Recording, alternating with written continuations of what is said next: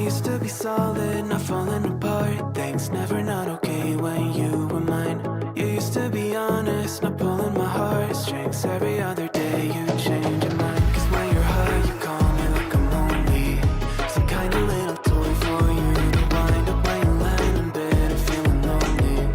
I'm tired of being deployed like that. I'm getting busier and busier, so disorientated. First you want me, then you're busy. Girl, it's not that complicated. Got me tied up in a leash and run, round, round. You got me running in a circle. I'm just trying to find my way back to you. What happened to us? Round in a circle. Back where I started, I'm stuck in like glue. You keep me on a loop.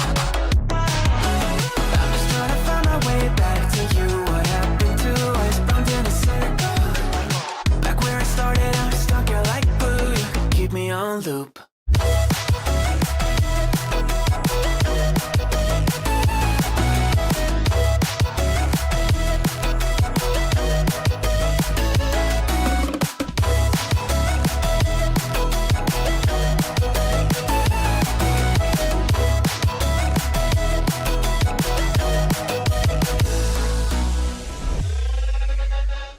I used to respect you, thought I was enough. Yeah, feels like half a century ago. Guess you keep coming back. How's it going, boys? Let's get some duels done. We only got a couple of weeks left. Is music loud? Loud for my ears. And we got only a couple of weeks before season 2 is here, dude. I can't wait, man. I've been trying not to play too much BTR of Rogue. I'm already getting used to like the new tier set and some of the talent changes. So I just need to like stop playing PTR because I'm basically having to switch between like season 1 Rogue, season 2 Rogue, and it's not like it's completely different, but there's like a handful of changes. Like Assassination on Live has to use a dumb macro to take off your Apex talent by like removing your Envenom buff, which is so stupid. Like in hindsight, that's a mechanic, right? Actually, so dumb. So I'm like, I just gotta chill. I just gotta chill until season 2 is actually here. And then so many class changes are coming out too. Actually good ones too. What's up, Dal? What's up, Brandon? How you doing, my man? What's up, Andy? Yeah, hopefully you don't get killed, man. I hope you don't get killed. Let's get some groups up and running. Today we are back over in the EU region for them 5v5 1v1 duels. Johnny, my man, ready to go. Are you? Bird. Stay safe, Bird. Stay safe. Is Krager online? Is Krager playing tonight? I guess I will find out in a second, won't we? Yeah,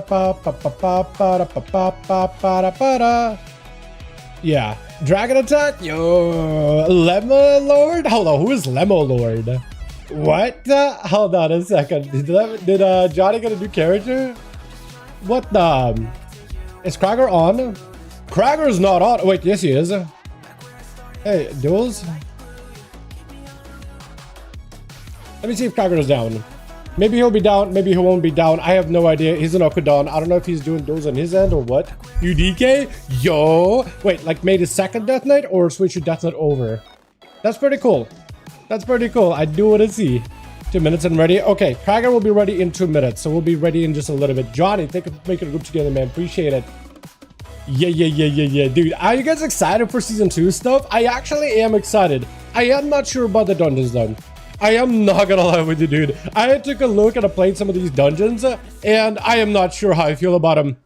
The next season looks like a Remorseless Winter might be better. So try to talent to show slows you Remorseless Winter plus Vel Facial, so I can teleport while slow. Duke, yes, not swapping. Nice.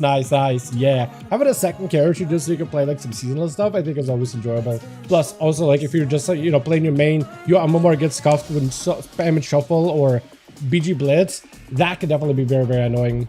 So having a more than one ult of same class, gearing him is annoying, but like, yeah, being able to play regardless of like MMR F-ups on Blizzard's end, which they really got to fix it on their end, man. If they can fix it for the season, that'd be fantastic. But yeah, new elite set, Pally. Bro, am I the only one who was not impressed by Paladin set? I don't know, I mean like in a bad way. Hear me out though. Hear me out. Let me see if I can pull it up just so I can have a visual aid with me. Also, where's the stream? Okay, here it is. Put it over here. Beautiful. Let me get that visual aid with me. Yeah. Also, I need to do this as well. Go ahead. Tier sets 12.1. I need the visual part. There we go. So we go to WoW head, right? DK set, perfectly fine. Everything is cool. Everything is cool. Mages, whatever. Paladin, I'm just not sure about that duck helmet. With the effect, awesome. Without it, it's kind of like a duck. You know, I'm not the biggest fan of it. The elite set looks fantastic. I like the red. With that effect, it looks awesome. This looks amazing. It does kind of seem more like a Shadowlands set. It seems more like Castle Nathria set. So it doesn't fit into a 12.1 like Zandalari thing. It seems nothing like Zandalari. It doesn't feel blood elfish or anything. It feels like a proper gothic Castle Nathria Venthyr Royal Antiquity set, which is awesome. I just don't think it fits thematically with like the troll tier. You know what I mean? It doesn't look bad. I don't like the helm. I don't like the duck helm. I like the visor when it glows. The visor is fine, but on its own, not my favorite. Far from it. Far from it. The actual effects are cool. And so I feel like once you unlock like elite for this season or whatever, or 2100, whatever you need, to get like all the glow in the shoulders and the helm, all of these sets are going to look once they have that effect. But if you need an extra step to make the set look good, in my opinion, it's not a great looking set. The priest set is another one I also don't like. The rogue one I think works perfectly, whether you have like extra enhancement effects of like the glowy or not, because it's like perfect troll set. Like, it's perfect. It's amazing. I also like the whole crop top thing with like exposed abs or whatever. I think it looks fantastic on female night elves especially, but they also look good on trolls and so many others. Like the proper troll set and the troll patch, yes please. Shaman, big fan of the snaky shoulders. Not the biggest fan of the mask, but the snaky shoulders are awesome. This is a good set. This is a good set. I also don't think it fits. This is a good set. I feel like if you had some Titan, Vrykul, raid, or a patch, this would look sick. But with trolls, it doesn't quite cut it. You know what I mean? Drakthir set, I like everything but the helm. I don't like the visor they got going on. Druid set, I like. I mean, you're literally Malfurion. You know what I mean? Like, maybe I'm the only one. Maybe I'm literally the only man that feels this way. Ready? Both of you are ready. Beautiful.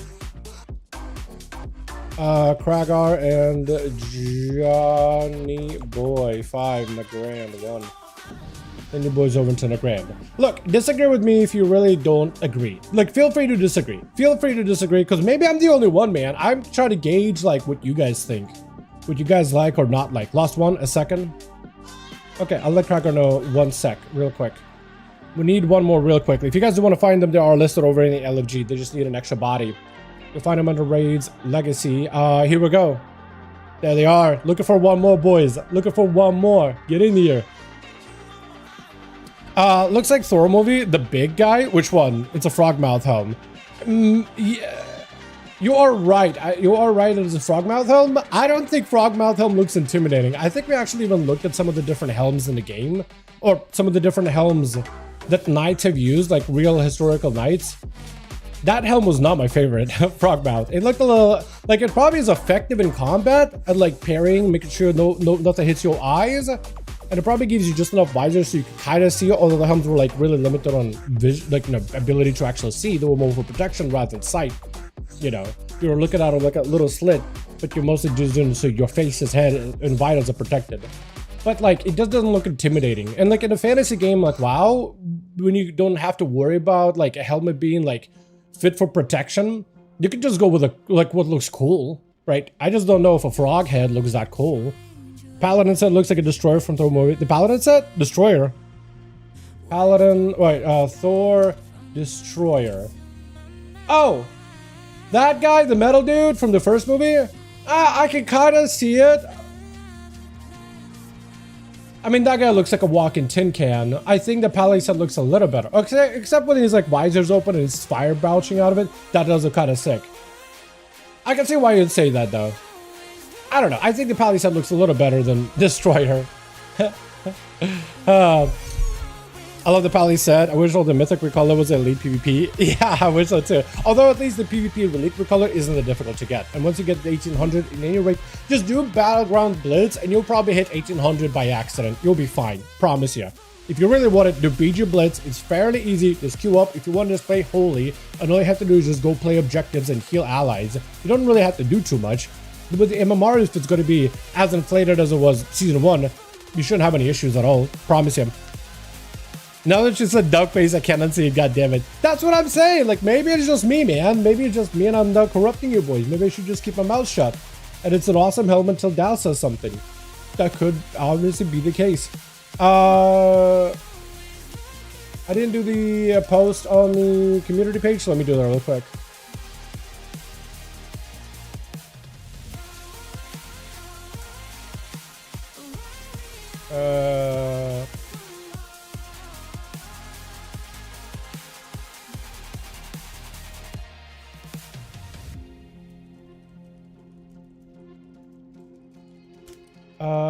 Also, did I think I didn't do a lot of the things I'm supposed to do as a YouTuber. What the hell? How do I, okay. Here we go. Alright, that's done. Did I even announce that we're streaming? I didn't announce I was streaming. I probably should do that.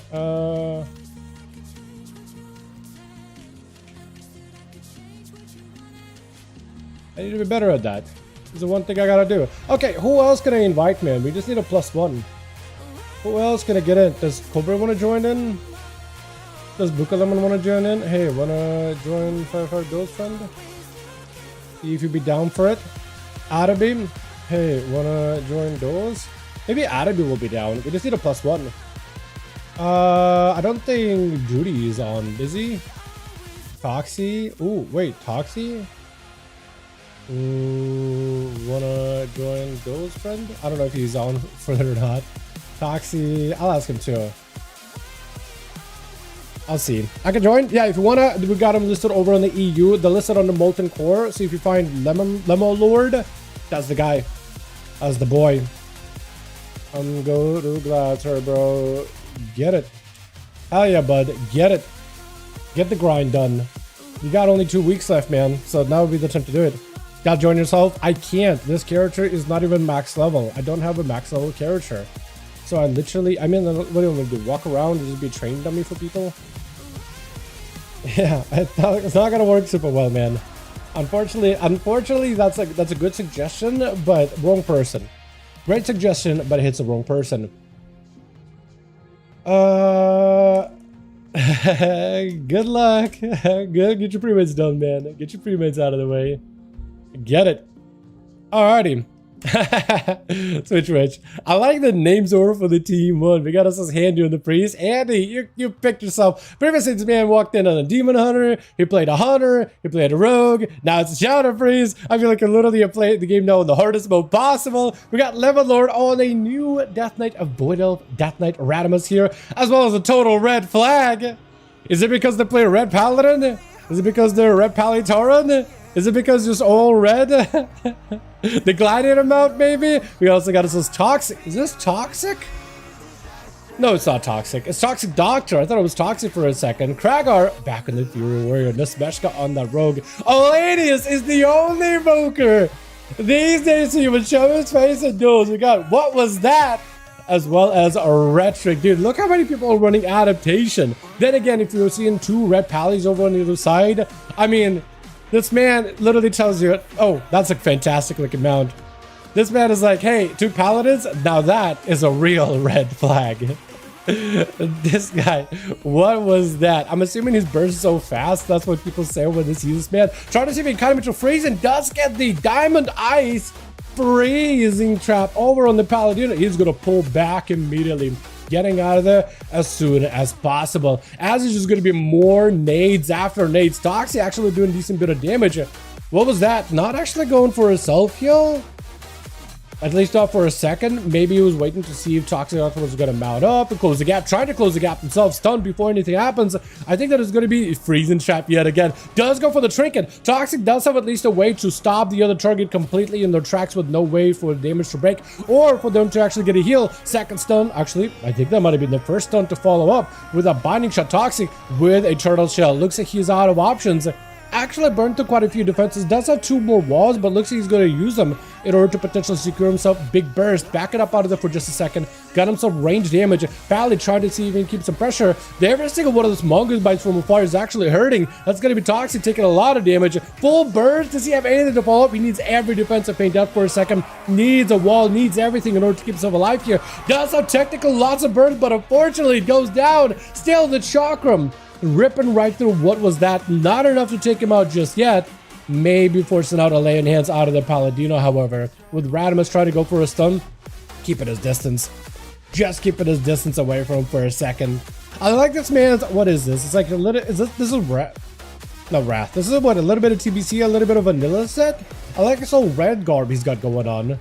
Like all of it. Even the blades. I kind of wish he went for like the red... Wait. He does have the red and golden blades. So he doesn't have those black and red. He does the red and golden. Those are the more fitting ones for the Mog, actually. Yeah, they look fantastic now to look at them. I'm so used to most people running with those Ventier blades, the daggers that float behind you, like wings, which look badass, by the way. I'm so used to so many people running the black and red ones. Red and golden you see once in a while. You barely see the white ones. Or the green ones. I feel like you never see the green ones. Like nobody has those at all. Blind, but Radimus trying to see if he can back up out of there while the blind's still onto what was that. Radimus looking for a bit of recovery right there. His health is actually kind of in a bit of a dire situation. Looking for a self-heal. He's still barely able to stabilize, but under pressure. What was that? Is still looking fairly confident here. Looking fairly fortified with his shield of vengeance to cover his assault. Just chasing after Radimus, not giving him a second to catch a breather. Radimus may be looking for, I don't know if you used laying hands already. If you haven't, maybe looking for it. Possibly bubble here. Does have a trinket. Do you burn it? Shield of Vengeance, just trying to see if that'll be enough here. Trying to see if he can maybe use the Shield of Vengeance aggressively. Trinket out for what was that? Backing up out of the looking for the reheal. Radimus does also have wings as well. Looking to get a little bit more aggressive though. And what was that? Maybe looking for a bubble here. Does dip low. Bubble comes out. Radimus looking for a self-heal. Trying to deny having to use any of his immunities just yet. Got himself excellent mobility around the pillar. So he's able to avoid the other Paladin over for the team 1 quite handily. Next stun, however, in a second could be deadly. Blessing a Saint. Radimus, oh, perfectly. Oh, Blessing a Saint tied with a stun right after Radimus does have himself a proper go. What was that? Does he have a chance to survive? May potentially have to go for an immunity. Dawnlight, unfortunately. We mentioned it before. It does consistent damage, but when you hit 2 Dawnlights, it just extends it. It doesn't stack it. If Dawnlight stack, you can actually get some burst out of it, but for the time being, Dawnlight just does damage, and you can extend it so it becomes more painful over time. But like, it doesn't do burst, so technically, as long as the other target has a way to heal through it just enough, they can level out. And Radimus does have plenty of healing to counter it perfectly. Stun into Radimus. Does he go for a bubble? Shield of Vengeance is going to save him. Took a lot of damage. Shield of Vengeance soaking up a lot of it. Does take him out of a bad situation. Shield of Vengeance back up for what was that? The Radimus again on the back foot. Trying to see if he can maybe get himself out of that situation. At least while Shield of Vengeance is active. Stun, unfortunately, doesn't have a stun with Wake of Ashes to combine together. May need a Blessing of Saint for this next go here. If he has a Blessing of Saint, he may just want to use it on cooldown and get super aggressive. Right now, if he goes for it, and then goes with the Wake of Ashes, he might be able to make something happen. Stun is available. Radimus, does he prepare for it? Bubble needs to come out. Yes. Ooh. And instead, Trinket with a lay on hands. What was that? May have to go for an immunity of his own, potentially here. He's taking damage, but he's trying to see if he can just erase an entire lay on hands health recovery for Radimus. Break it out of a stun with a human racial as a second CC breaker. Bubble out for Radimus. What was that? May have to go for immunity. Maybe has a lay on hands of his own. Potentially. The one thing that what was that in the situation right now, the way he's at the moment is he can't really go for, shouldn't really go for a stun because of Blessing a Saint. Delayed it perfectly. Now he's got himself a proper stun go. He's out super low. Radimus doesn't have much of an answer. Does get a Shield of Vengeance. Shield of Vengeance back for the other guy. Blessing a Saint. Is it going to be Blessing a Saint for what was that? Trying to see if he can just deny having to give it up. He's just gonna go for a self-heal. Radimus not going for any recovery at all. Trying to see if he can end the Blessing a Saint counters his stun. Radimus may have been put himself in an unwinnable position. What was that? Just needs a little more damage. Question is, does he have enough? Wings are down. There's a couple more globals. Radimus trying to hang in. Out of mana entirely. Mana is spent. Last second bubble. Hoping to see if he could juke out of there. Wake of Ashes just to heal up. He won't be able to do anything against the next stump by the, what was that, Pala. And the man got a Wake of Ashes of his own. Mass damage. Second Dawnlight. Taking him out. With total red flag up next. What was that? Does have a Blessing of Saint. Blind before red flag can go for a Searing Glare of his own. Stun is going to force a trinket out of him. What was that? We'll need something. Blessing a Saint, he's immune. Try to see if you can recover. Any physical damage total red flag can do will still bypass, but the problem is Paladins are so heavy on Holy Strike damage that Holy Strike is technically physical and magical, but that Holy for some reason just like takes precedence, even against Blessing of Spell Warden. Although with the Blessing of Protection, it just becomes all Holy. Like the physical damage doesn't do anything, but it just treats it like Holy. So in Bob, it actually can bypass it to some degree. No, actually, no. Never mind. It actually, a majority can't. A majority of it cannot for some reason. Never mind then. There's going to be a bubble. Yeah, red flag is going to be taking them out. These are going to be Paladins trading in bubbles and bops in order to maintain themselves as very aggressive as the dampening slowly climbs little by little. With it being 34% dampener, your self-healing is going to be going down decently bit. What's up, Jake? How you doing, my guy? Hitting at 7-minute mark into the duel. Red flag does not have a bubble here. Doesn't have a trinket either, so for Nesmershka, he can possibly push him. Stun. Nesmershka did not blow Shadow Blades on this one, so this wasn't his biggest go. Red flag actually was about to go for a Blessing, or Searing Glare rather, but actually stopped himself. I think might have just went in because decided to stop him because he ended up he spent too many globals, and then tried to continue damage, but then he kind of just stopped for a second. Just dropped for a moment. Nesmershka looking for a bit of a reset if at all possible. Stun, it is Shadow Blades, it is a lot of damage. Shield Defenders for red flag should be okay. If Nesmershka can get himself a big coup de grace, this could be huge. Disarm, the Paladin is going to be denied some of his damage, but actually it looks like majority of it still doesn't go anywhere. Yet blind by the rogue. Red flag caught up a ton of health. I don't think there was a lay in hands though, was it? I doubt it. Maybe I just missed it. Nesmershka is in not a great spot. He does have a shield. Stun right after. He has himself yet another go. Rogues are all but staying away, getting that double cheap shot combo. And looks like red flag does give him just a little bit of healing. Looks like the build he's playing is different. He doesn't have the instant cast Flash of Lights. Instead, he has a free Word of Glory that will heal him. And if he has a Dawn Light, that'll just put a Dawn Light on him. So that's actually kind of strong. Look at that recovery. Just in a single couple of Word of Glories, popped himself off, topped off, couple of heals, and he's good. Literal full recovery without having to do too much about it. Trinket for both of them, as it's going to be an aggressive hide by total red flag. If he can keep the rogue slowed and in his range, he could possibly just whittle the rogue down little by little. This Bershka having to burn a vanish here. There's going to be some Dawn Light still keeping him in combat out of stealth. I just try to see if he can get himself out of that situation. Red flag is going to eat the next stun. Maybe he can pre-blessing a Sancted. Possibly could if he times it correctly. He just needs to really have a good angle on it. Cheap shot, nothing he can do about it. Shield Defendance, he's got himself that defensive cover. So maybe he's going to try to use Shield Defendance for the first stun. Next stun combo, he's going to Blessing a Saint, stun onto the Rogue, Wake of Ashes, full burst. Able to still land a bunch of Judgments and the Templars. Even though Disarm is keeping some of his ability damage, but no, it looks like the Rogue may just go down. Vanish catching up a little bit of healing, but I think he might still be dotted. Red flag starting to see if he can get aggressive here, picking up the eyes, sees the Rogue. Should be mounting up, honestly. Definitely should be mounting up. Definitely should be mounting up, because unfortunately I feel like he's going to end up spending too much time away from him. Yeah, unfortunately. The other set of eyes is up, but he's actually just going to recover back behind the pillar. He's got him about 50 seconds on, Bop instead. He's just going to counter the Rogue Shadow Blades immediately. Stun, I don't know if this person can do much. He got Cloak, so he can escape this. He doesn't have advantage though. He can meld if he can just walk away from the Paladin. Gouge him, meld, walk away, re-stealth. Maybe that could work. No, unfortunately the Rogue out of options, waiting until he could blow in a blind in there. With Wretched going to be up next. Total red flag, stuck out the open, bubble in 15 seconds. Searing Glare off of that War Stomp, which is fantastic. That does give him... He can just walk out of the spear? Oh, I'm sorry, hold on. If you blind the warrior that chained you with a spear, you can just walk out of it? That's some tech. Normally, there's only like 2 abilities that can break you out of a warrior spear. Normally, it's very persistent, but unless you have a warlock with a gateway, where you can just send yourself through the gateway out of the spear, that'll break it. Or if you're a Death Knight and you have Death's Advance, that apparently just breaks it. But not a lot of other abilities do. Mage can blink it. A lot of other classes can't escape it all that easily. You can't even remove it as a slow. It's like a root, or not really. It's like a very unique effect. It's like a mix between a root and a slow, but not quite. So you can't just like vanish it as a rogue. It will still be tethered to it. Red flag does go for the trinket. Wretched, not an amazing spot. Does have red flag super low. Try to see if he can maybe end this duel. Red flag does have a bubble layer in hands before the sun goes through. Does get himself that recovery. Red flag got himself big defenses and offenses. Isn't going to be enough. The warrior is actually picking up a bunch of big hits back to back. Wretched may just have to, if he can find a way to stay on top of red flag, might just have to push on. Hodge is going to be coming out very soon. He reflected, unfortunately, not a Hodge. So right now, red flag could go for a Wake of Ashes. Hodge won't be able to stop him. Instead, just going to go for Dawnlight. A little bit of healing, a little bit of damage.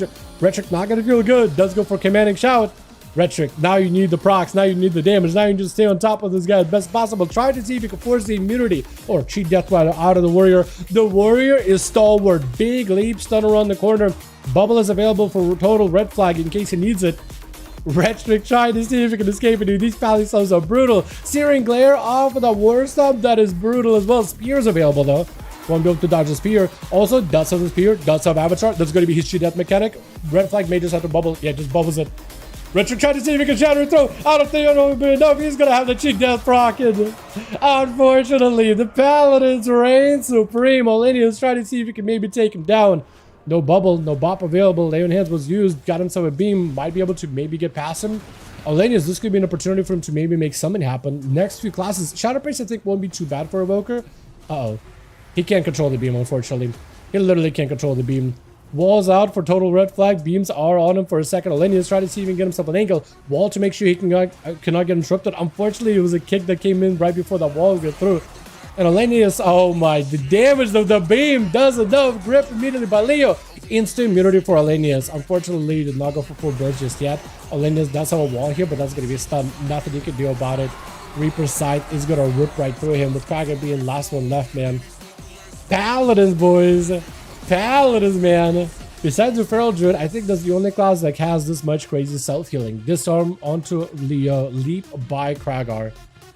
Although I have been told by Paladins that apparently they're not happy with the way that Herald plays. It's like, this is what I've been told. It's like, yeah, we can heal forever, but like, I have a hard time killing things. Ask him like, wait, can't you just dot him and just walk away and then melt behind the pillar? It's like, yeah, but like, I can't kill him quick. It's like, oh, okay, my bad. Yeah, buff Paladins then. Understandable. Have a nice day. Buff Pally's Blizzard. It's gonna be a stun. Reflect out for Krager. Not really sure what he reflected. I think might have been maybe some sort of a Chain of Ice or Frost Fever or some minor spell. But Leo is just gonna see if he could get away from Krager. Krager did burn a defensive just now. He is gonna go for a leap. He's just trying to see if he can stay on top of Leo and just commit the damage. He's gonna be able to break out of the blind really quickly. Reaper Sight is going through before Leo can go for full burst, however. That is gonna be a disarm by Krager. Trying to get a couple of procs. Leo with the death pact. It gives him minimum health. Unfortunately, I think most of his health just got necrotic more than it gave him health. I think he recovered a little bit, but he ideally needs like 13 seconds to get the Frostworm back to get a full stun into Krager. Krager literally just mounted up on a Wurg. Try to see if we can just waddle over to him. He can't stop the death of decay or the Chain of Ice. All he can do is just try to stay as aggressive as possible here. Krager may just have to bank on the fact that he's probably going to die. He's going to have to play into the cheat death mechanic. And I think that's exactly what he's doing. Leo tried to see if he can escape it. Krager, I think, might have gotten cheat death there. And I think he was able to slay him. I'm not even 100%. Maybe. And it's going to be handy. Up next was Krager. Probably one of the better matches for Shadow Priest. I feel like a Shadow Priest versus like a Rogue or a Pharaoh is pretty rough. It is doable, but pretty tough. Does the pet even do much? It's definitely slapping him with a tentacle. Void Elf Racial around the corner. Hated trying to go for a Fear. Silence on the Krager. It is going to be the Fear just to get the root after.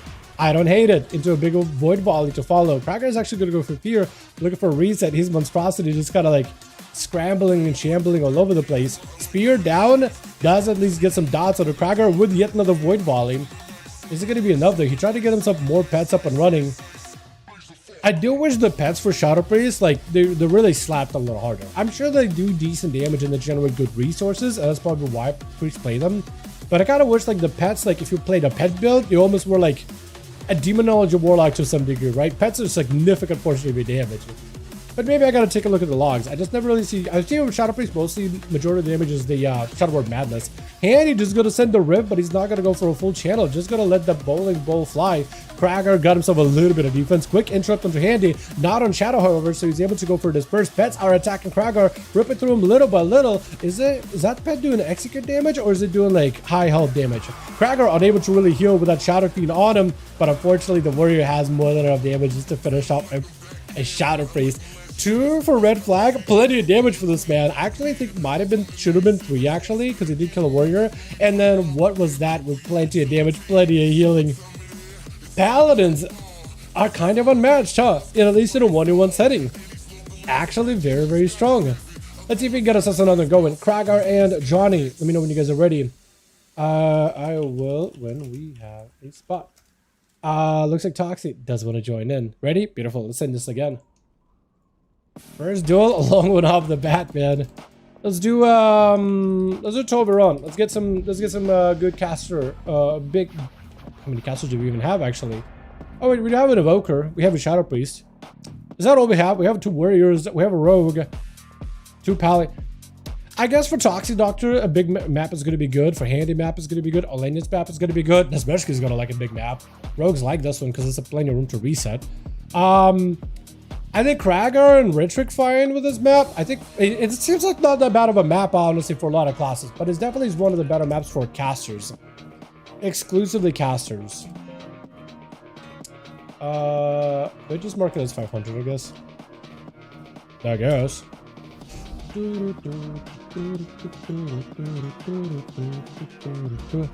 I've been running insanely high for D&D stuff. Honestly, cannot wait for September when they start a series showcasing things for it. Bro, my D&D group that I'm part of actually posted about it, and there seems to be a decent enough interest in giving it a go. It is rules for the 5.5E, so the updated version, but it can be converted back to the 5E pretty easily, and I imagine it should be playable. I'm excited for it too, which I did not know there was going to be any interest, and I'm kind of happy there is at least some interest. Bit of a rematch of Radimus versus Nesbeshka. The Rogue goes in for a pretty hefty opener without even having to use blades. Imagine how much damage this guy would have done if he had full blades available. That's Saya. How you doing, man? 5.5E kind of sad. It can be converted back. It can be easily adjusted. Easily adjusted. You basically would take some of the rules. Basically 5E, as far as I understand, and that's what I've been explained, adds rules that some people don't like, so it can be easily adjusted. Easily. Basically take the base kidney shot. Is that a full kidney? For some reason, it looked like a very short kidney. I think it might have been like a 4 comp point kidney instead of 5. Shadow Blades do come through for Nesbeshka, but immediate blessing and protection for Radimus to stop it. That's going to be Nesbeshka. Just try to see if you can just hang in there. Evasion is the only defensive. Does go for a trinket. Radimus did not go for any kind of recovery. Nesbeshka is going to go for reset entirely. It's going to be a trinket either way. I think Nesbeshka may just need to go for yet another go. He's going to go for a shield versus Radimus. Coup de grace, activating the ability for his finish to do giga damage. Is going to back up out of there from that shield event. Is the Rogue being extra careful? He does not have a trinket. He doesn't have evasion. He doesn't need to take additional damage if he doesn't have to. That is what's important. Smoke bomb in case he expects Fallon to rush at him. And the smoke bomb will give him just enough cover on line of sight to be able to catch a reset. Because he's trying to make sure he gets himself a clean one, but without Dawnlight not giving him a chance. And I think this is where the Rogue unfortunately goes down. Alexi movement as a Rogue is perfect. Perfect. I don't think you're escaping that all that easily. Not easily. Oh, this man's switching up the Mogs. I like the green. What the hell? That's cropped up, man. What the hell? Radimus is going to be trying to back up out of this. The green paladin, the green threat, blasting him out. Radimus may have to use some cooldowns here. Lay on hands does get used. What was that? Literally blink and man became a Super Saiyan. The Toxic Avenger here. Just mask and everything. Also, I love how the paladin hidden skin, by the way. The Corrupted Ashbringer. I love how they made it ridiculously easy when Legion Remix came out. Remember that? You literally, instead of having to like fish for RNG and really try to grind for it, you just bought the item, turned in a quest, bam, you got it. I'm glad I played a Paladin for Legion Remix, man, because I was like, well, I guess you get it that easily. I still remember the Rogue ones. I remember having to farm the Rogue Thunder Furies. The Subtlety one also took a little bit. The Assassination Rogue was actually the easiest. You go to Underbelly of Dalaran sewers and I think you kill some stuff until you loot it. Pretty much. Remember how it fished a 420 cast? Yeah, didn't you say it takes like 500 casts to fish the item itself? So 20 was ridiculously lucky. Speaking of lucky, I got my Warglaive of Azeroth, at least one of them, the offhand. I just need the main hand. Unfortunately, this week is the time walker for TBC, so I'm gonna have to wait until like 6 more months until that's back or something. But yeah, I'm gonna try to go for Warglaives of Azeroth. I think it's been about that time. I've been playing this game for way too long. It's about the time to get the bog. Great blessing and same counter for Radimus, though, trying to stop a lot of the what was that damage. As is going to be still taking hits after his. The Radimus I thought it was actually in a great spot. Stop the stun. But unfortunately, the Paladin still has a bite to him. Shield of Vengeance right after. So Radimus can't even go defensively. He is trying to see if he can maybe back up out of there and go for a bit of a reset. That Dalek not helping him at all. Shield of Vengeance is going to be used as a nice counter. What was that? Backing up out of there completely. Doesn't have a Shield of Vengeance of his own. So he's just going to try to see if he can back up out of the Radimus wants to make that Shield of Vengeance hurt. Actually does decent damage. Trinkets for it. Looking to end the kill. What was that? Picking up a ton of healing, and Radimus, unfortunately, is just out of options. What was that? I don't think he had to blow a single immunity. There goes the bubble. He finds himself with a back up against the wall. Did this guy just not take a stun for long? Did he trinket it? I can't even tell. I feel like my cooldown's also not working properly either. I feel like he didn't sit that stun long whatsoever. Holy. Red flag is trying to see if it can give himself the pressure rolling. Blessing is saying, nah, I didn't stun it late enough. Should have delayed it by a little bit. What was that? You got to make sure, dude, they really got to add a way for you to track enemy utility in PvP. I love the big debuffs add-on that just showed up like what debuff they had. So if they have Blessing of Saint, you're like, oh, I know not to hit it. I know not to hit it. If they have a wall, I'm like, oh, I know to switch to another target. I'm just going to hit the healer. I'm not going to hit you with 40% damage reduction. You kidding me? I'm just going to tickle the healer for a little bit. I think Blizzard needs to add that, right? The important buttons. Because sometimes I don't even look at enemies and their buffs. I look at the health bar, like the floating health bar above their heads. I can't be the only one, man, right? I can't be the only one. Trinket out for total red flag. Is trying to see if he can play aggressive. So far, what was that is a pretty aggressive paladin. He's also really good at maintaining his health without having to burn cooldowns. His resource management is really good. If health bar is a resource for him, he manages it really, really well. Shield available for a total red flag. It's going to back up out of there. This man here also has giga healing. I don't know what burst healing he's got going on, what setup he's got, but his back-to-back eternal flames are just rocking. They are good. It literally like 2 pumps and he's back to full. Try to see if you go for a blind. Blind instant reverses on him. What was that? Is going to go for a stun. Bubble out for total red flag. Try to see if you can make that damage happen with what was that? Try to play more defensively. So one is using wings to maintain himself, though it's not really working out for him at all. While the other guy is going full offense. Shield event is available for what was that? Is going to be able to bust it out. Try to see if he can keep himself at a distance. Hodges are available for both of them, at least for one of the paladin. Total red flag does have his. What was that? Might need to go for it. Blessing of Saint, unfortunately unable to time it. Human Rachel does get burned here. See, one how many ways to break out of a stun. Red flag with the shield. Blessing of Saint, perfectly timed. Unfortunately, what was that is not paying attention for those. So his Hodges are not really getting much value. They're not sticking. He's not able to get aggressive. So he's constantly getting counter pressured, which is unfortunate. He's having to play very defensively, but you can see the defensive play versus total red flag. Looks like the damage is winning out from the self healing. Even though what was that is really good at maintaining his health bar, unfortunately, he's just unable to keep up with the pressure, running out of mana. Did use Blessing of Saint there perfectly. Red flag, however, still putting in the pressure as this guy just cannot recover. He's got a stun of his own. Can't really stop it this time around. He got Blessing of Saint. Both of them have Blessing of Saint, in fact. Actually, no, only one has Blessing of Saint. Total red flag does not have the magic immunity. He doesn't have magic immunity. Hold on a second. Wait. If what was that just goes in, lay, he doesn't have anything but bubble. Hold on. What was that does burn his magic immunity? Does he have the damage to follow up with it? Stuns are coming up by both paladins very, very soon. The stun locks down. What was that? Red flag able to push in the pressure. Does this guy go for a stun right after? Try to go for a Searing Glare. Does not connect. Blessing of Saint needs to happen. No, doesn't happen. Trinket is available though, and it looks like this other paladin, the human paladin, might just be going down. His healing is unable to keep up from the pressure. Every Templar's verdict places man closer and closer to the graveyard. Shield of Vengeance on top of it. What was that? Can't recover. He can't respond. Does get a bubble last second, and this guy has nothing. He could bop, but he's looking very, very healthy. What was that? Trying to. Ooh, Blessing of Saint stops the stun. Very well done. But you have a follow-up though. This other guy is trying to get a cast off into you. Try to see if he can get a Searing Glare. Does get himself a Searing Glare. Is going to be able to go for some damage. Actually, I was thinking Searing Glare, pop the Shield of Vengeance so it misses you. That could have worked out really well. But unfortunately, he didn't have an answer for it. And this guy's at least able to back up and stabilize. The difference in mobility between the two is also a little different. What was that? Got higher mobility. I don't know how. Maybe just the way that he goes about doing things, man. You know what I mean? Maybe just the way he goes about doing things.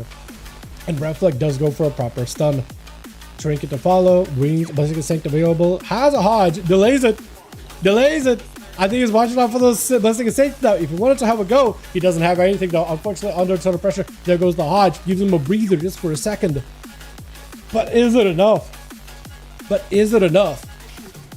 Judgments are connecting. Looks like it's going to be a bit of a reset for the two Paladins for just a second. We are getting into higher dampening, so this man right here just has nothing left to keep himself alive here. Wake of Ashes, but is it enough? Red flag hodges him, but looks like he doesn't have the offensive pressure. Trying to maintain himself. Shield of Vengeance aggressively, trying to see if he can take out the other guy. Shield of Vengeance is also up. Try to go for a stomp. I don't even know if that Searing Glare connected. Maybe it did. Hard to tell. Does get himself another Hodge. No ways to stop it at all. Do you have a follow-up? Try to see if he can keep the damage on him, but he's at no health whatsoever. If what was that is able to somehow recover and win this, I'd be very, very surprised, dude. Dear God, not only red. Oh, red. What will this add? Looks like one of the Paladins did go down, and it's going to be red flag that lived it. It's going to be a blessing of protection. Unfortunately, that is going to be shattered. He still has a bubble in case he needs to. So Retric, I think, might have gotten a little too aggressive with that shatter, because now Bubble is going to beat him. Yep, nothing he can do about it. All he can maybe do is press a defensive or commanding shout or just hope to live. One thing he cannot do is let this Paladin escape him whatsoever. Unfortunately, Hand of Freedom can just man chugging along, and all Retric can do is go for a bit of healing, got himself mounted up, and try to see if he can reconnect. And Red Flag is okay. He's doing just fine. When are we waiting in the back with 50 dampening? Oh yeah, the dampening is going to be brutal. Brutal, man. Brutal. Yeah, these Paladins do not want to die, man. They're not just going to go there and just like not heal themselves. They're going to use everything in their kit to stay alive to win the 1v1. When you have two Paladins, like a Richard literally turning away to make sure he doesn't auto attack to break that fear. Just whatever damage you can do with procs into the health bar of the Pala without quite breaking his fear. Retric, unfortunately, is just slowed to all eternity. He's got some healing, residual healing. It's a self-dip slow, able to counter the damage over time he's taken from the Dawnlight. It's not quite 100% to get him topped off fully. Shield of Vengeance. Hodges himself. A bit of lag, but unfortunately, the Hodge still does go through, giving Retric an opportunity here. Hopefully, Red Flag is back up and playable. Hopefully, the lag isn't keeping him too far back. Shield of Vengeance, trinkets in. Oh, Shield of Vengeance. Stormbolt, trinkets in immediately. Needs one good hit. One more hit, spear, does stop him. Searing Glare, can't stop that. Retric will just need to live here for long enough. Is able to use the Searing Glare to just walk away from it. Yet another charge to reconnect. One more execute is all he needs. One more hit. You have the leap. Hodge reconnected one of these reflects though. This guy is timing him perfectly. Needs one good go. There it is. Oh my, his health is at none. He's still alive. It looks like Toxic Doctor is giving him as much of a chance. He's giving as much of an honor duel as possible. Look at him approaching, walking slowly. I don't know where his cut is at, but he's definitely giving you a second to recover. Second wind kicking in. Is Toxic? Is he looking at Radimus? Somebody's doing it? Or maybe you're just walking out just to let him know, hi, I'm dueling you next. But he still wants to give you a proper auto duel. You know what I mean? Red Paladins so OP. Red Paladins are very strong, dude. They are very strong. Like if a Paladin chooses like, I'm not gonna die, they don't need to die. Like a Paladin's dying is a choice. It's literally a choice. Look at the burst Retric is eating, dude. He lived. The Paladin, I think that's a cheat death. I think it procced it. Oh, on ice, he's just gonna die. He's gonna be dead, frozen. Once he stalls, yep, he was dead. Unfortunately, he was already dead. Just so much burst. To counter a Paladin, getting those reflects twice on the Hodges, all that, and then a Survival Hunter just slaps you down. It is a lot of burst. Toxic does get hit with a deep breath. Olenia's got him some disintegrates. As long as he keeps channeling that, he's going to be golden. Wall on top of it. Unfortunately, all he can hit is the pet for a while the turtle shell is on the Hunter. The Hunter is going to have to find a way to get a freezing shot onto the Dev Evoker. Is going to go for a deep breath to stop any kind of CC. He's immune during that. Freezing Trap does not connect. Unfortunately, Toxic Doctor has nothing left. He has to re-engage, but unfortunately, he is going to go down. The Evoker does snipe him out. Next is going to be Lemon Lord. Lemo Lord? I wonder if it's called you Lemon Lord, but it's Lemo Lord. I'll try to put respect on the name, honestly. Maybe, oh, I was going to say maybe immunity. Adaptation for Olenius. Unfortunately, he can't really break out of the CC. For Lemo Lord, his CC is very, very short-lived. Maybe Silence will be a full duration, but I kind of doubt it. Is able to at least get away from Death There for a second. Blind also doesn't break to adaptation. Silence also doesn't break to adaptation. Yeah, he's actually got CC'd all the way through. Nothing he could do. Even interrupted. Yeah. with Krager up next. Krager up next. Spear down, and Lemo, I think, yeah, able to Death Advance to walk out of it. One of the two classes that can easily break out of the CC. Just Death Advancing or riding out on the horse. Either one works there. We have another round after this. Oh yeah, we're gonna keep going for a good while. So if you want to play more, man, you're welcome to join us. We're gonna be playing for a while. Krager able to take out a Frost DK. Frost Death Knights could definitely do a lot versus the Warrior, but in between of the cooldowns, there's just not much a Frost Death Knight can do. I am hoping that Frost Death Knights, with the way that they're getting changed over for the next patch, is they're getting more sustained damage and less burst damage. Like overall, the burst plus sustain is still going to be very, very impactful. They just want to make sure the baseline abilities outside of cooldowns actually do some damage. They're still going to be burst class. They're still going to play around the 45-second window. It's just they're going to go from like most damage during cooldowns, pretty much, you know, less damage than a tank out of cooldowns. They're just going to go to like good sustain, better burst, not bad sustain, great burst, excellent burst. Ooh, good fate by Handy, dodging those storm bolts. Unfortunately for Krager, he is super low, having to go for defensives there. Handy, unfortunately, has nothing left. Yeah, at this side dampening, there's nothing that Handy can do. He can't even press disperse to get any kind of recovery. It is an unfortunate situation. Crazy. Worrying about death, but as a suggestion. Yeah, as a paladin, death is a choice. It is a choice for sure. Let's get us another going. Krager and Sec. Okay, Johnny, if you want to switch up some bodies or if you want to keep the same bodies, you're more than welcome to do whatever you want. Krager is doing a bit of switcheroo. Toxie is also looking for a group. But yeah. Dude, Jake, I'm so excited to see what the classes look like. If I get a preview on like rogue abilities or like what racials everybody has, I think it'll be super fun, man. Night Elf Shadowmill could be really good. I don't know what it would be. Maybe it's just like essentially just invisibility. Probably, right? Maybe. Or maybe they'll just have like some brand new skills in general. I do wonder what they're going to do with Rogue because it looks like Swashbuckler as a sub-spec is saying. But they're going to be like classes and specs. So, yeah, I need to see what that's all about. Do you do the journey, dual tourney on PTR? Have we ever done a dual tourney on PTR? We have. It is a little bit tougher because EU essentially has the worst lag.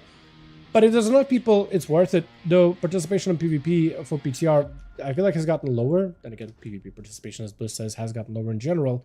For PvE, it's easier to test things. For PvP, you just need enough bodies. We haven't done it in a good second. It is really uncomfortable if you're an EU player and you're doing PTR. You get mad lag. So everybody on EU just has to play at a disadvantage, like heavy disadvantage. So, totally understand why the interest for that on EU side of things wouldn't be nearly as high. It's just how it is. If Blizzard could fix the lag on the rent, that'd be great. You know, Blizzard, could you spend multi-billion-dollar company? Can you fix the lag? Por favor, señor. Okay, Krager is ready. Johnny, let me know when you're ready.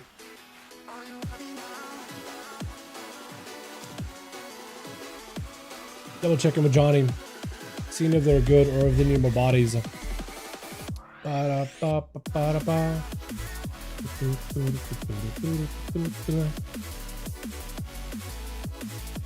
logging quick. Got it. Lemo. Oh, he's just switching. He's just swapping to a new character. Had LOH in 10 re. Yeah, it's gonna happen sometimes. Yeah, every second in the cooldown matters. Oh, you're back. Yeah, no, he's good. He's good. He just had to like relog or something. Is it me or does one of these Blood Oaths look taller than the other? Is one using like a toy to make himself? Oh, yeah, they do. They actually have a buff for that. I was gonna say for a second. Rules for all 13 subclasses. 6 new subclasses. Yeah, I saw subclasses. So they don't have an Outlaw Rogue, but instead they have a Swashbuckler Rogue. So imagine it's like the same Swashbuckler as a what's it called? Basically Swashbuckler. I'm assuming they adjusted it to be more like Outlaw, but I'm wondering if they added like the pistol mechanics or whatever. Or what abilities they have. Battle Spirit, Guardian, Barbarian, Warrior, Mystic Brew, Monk. I mean, so that's basically a Brewmaster, right? But Barbarian, Spirit Guardian, I'm wondering how that's gonna play. You know what I mean? Over 40 specializations, 6 new subspecs. So like, do you have a subspec and a specialization? Is that how that plays? So like, you basically get like a WoW spec of Outlaw Rogue So you basically are an outlaw rogue swashbuckler, or is it like you can go swashbuckler or you can go into the own outlaw? That's what I'm wondering, you know what I mean? Unless specializations is a subclass. Depends what they mean, because WoW has specs. D&D has subclasses. So I'm wondering, you know what I mean? I'm wondering. Are we good? Beautiful. Send you guys into a hook point. Whichever one of these and duels put together are awesome. Yeah, thanks so much, Z-Man. Glad you enjoyed them. Glad you enjoyed them. I've seen how it's 6 classic dungeons raids and randomly Ajol Nerub. I feel like Ajol probably did it Ajol Nerub because of the Wrath of Lich King stuff, and they probably just want to like, they probably have in D&D some sort of a spider enemy that they're cooked up for it. And they probably wanted some of the spider enemies that wanted to be reused in that dungeon, but also in the ICC raid. That's probably why, if I had to guess. So they probably were like, well, that would be a good instance to reuse the same type of enemy. You know, you have your common cultist, common all that. Yeah, that might be...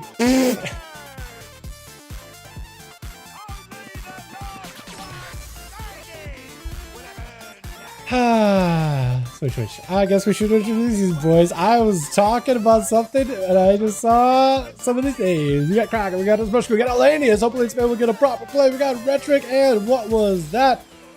I think it's Pharmamog. And then we have Team 2 with... Why does this, like, the name and the Mog and the face kind of like... Why is that fitting? Why is that fitting for some reason? It's going to be handy. Off versus a paladin from the get-go. Does get himself the rift. Try to see if he can maximize some damage little by little. Got him to the pet's fade.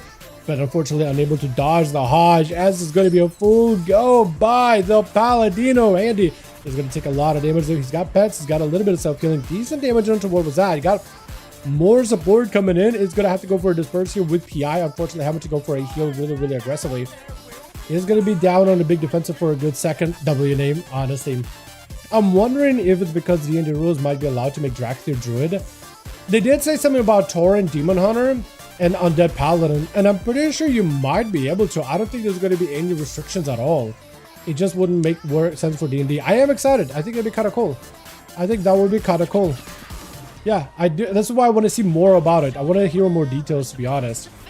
Because that could be kind of fun. Handy, I think, might just be going down. Unfortunately, there's just not much you can do. Does get interrupted on his flash heal. Literally left with not a lot left. Paladin decided he's just going to stay in there, farm this man. With Chilling going to be up next. As he got himself the pet on the side. Blizzard around the corner is going to go for the flurry. Mages normally are actually a really good counter for a Paladin. Just the amount of slows they can throw at him is going to go for a stun. The Paladin's going to close the gap. So he's like, you know what? I'm just going to freeze you. Stun right after. Trinket blinks it. It's going to be able to get a distance with a Ray of Frost. Big damage onto what was that? The vet is taking lots of hits, but he's going to go for a lot of recovery. Chilling still has himself another Ray of Frost. If he wants to go for it, he's just going to send it. Just going to send it. I'm surprised. Oh, wait. I was going to say, I'm surprised he's not doing that Frost Wall and Ray of Frost combo, but they made it so you can't do that stuff anymore. You can no longer do those kind of things where you can just like keep somebody at distance while walling them off. That stuff was too cheesy by Blizzard standards. Is going to go for Ring of Frost. Unfortunately, interrupted on Frost.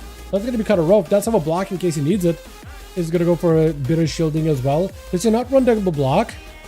He blocked it and busted out of it, so he does run double block. This man is taking lots of hits though. Oh, I think he's just dead. Unfortunate. I don't know if he had himself another shield or anything. Toxic Doctor is going to be up next though. This Paladin is just ripping right through everybody. It's going to go for a bit of damage. Got himself huge procs. With a Chakram Shield of Vengeance, unfortunately, is going to be holding on, and it's actually going to end up ripping through it with the Chakram. Big shotgun blast are coming through, but what was that? Is focusing on self-healing as much as possible. Short stun for just a moment. Toxic does get himself a little bit of damage. Disarm onto what was that? Trinkets out of the Hodge with a wall to follow up. Does sell himself the Diamond Eyes freezing trap, so you can at least stop the guy in place, but the Paladin, look at that recovery. Proc of Wings or Wake of Ashes of Wings? I'm not even sure. I think maybe just a proc. I think it might have been random proc. Or is it? Does he get random procs of Wings? Do Paladins even get that random procs of Wings thing anymore? I'm not even 100%. As is going to be blind by the Paladin. Does he have a stun to follow? He does have a stun very soon, but there's going to be a pet sack. Pet sack before the stun goes through. The Paladin's actually super low health. Is going to go for a full lay on hands. I don't know what Toxic Doctor is meant to do in this situation. He might be in a really tough spot right now. Is going to be wings by what was that? Freezing trap to follow. Toxic Doctor. Does he have anything? He literally stopped. He literally took a knee there. That is unfortunate. In cap out by Lemon Roll. Full sweep onto the Paladin. Got himself punches, kicks, everything available. Karma to reverse the damage back to him. As there's going to be more punches, more kicks, more pressure, endless damage. Does the Paladin have to go for a bubble here? Unless Lemon just gets a biggest crit before he can even get a chance at it. Lemon is using all that amazing mobility to literally go from around one pillar into the next. Ports, kicks, rolls, everything just to stay away from Paladina. Right now he's in a situation where he needs to get himself a bit of recovery. In cap is going to help. He needs to wait until he can get himself another leg sweep combo. He does have potential damage here. He could make summon work off of this, but he needs just a little bit of time. He got himself big procs to follow up. What was that? Trying to see if he can back up out of the Hodge. Connects. He's going to try to see if he can get some counter offensive pressure. Lemon does not have a combo for this one. Might have some self-healing, but he's very, very limited on how much he can heal.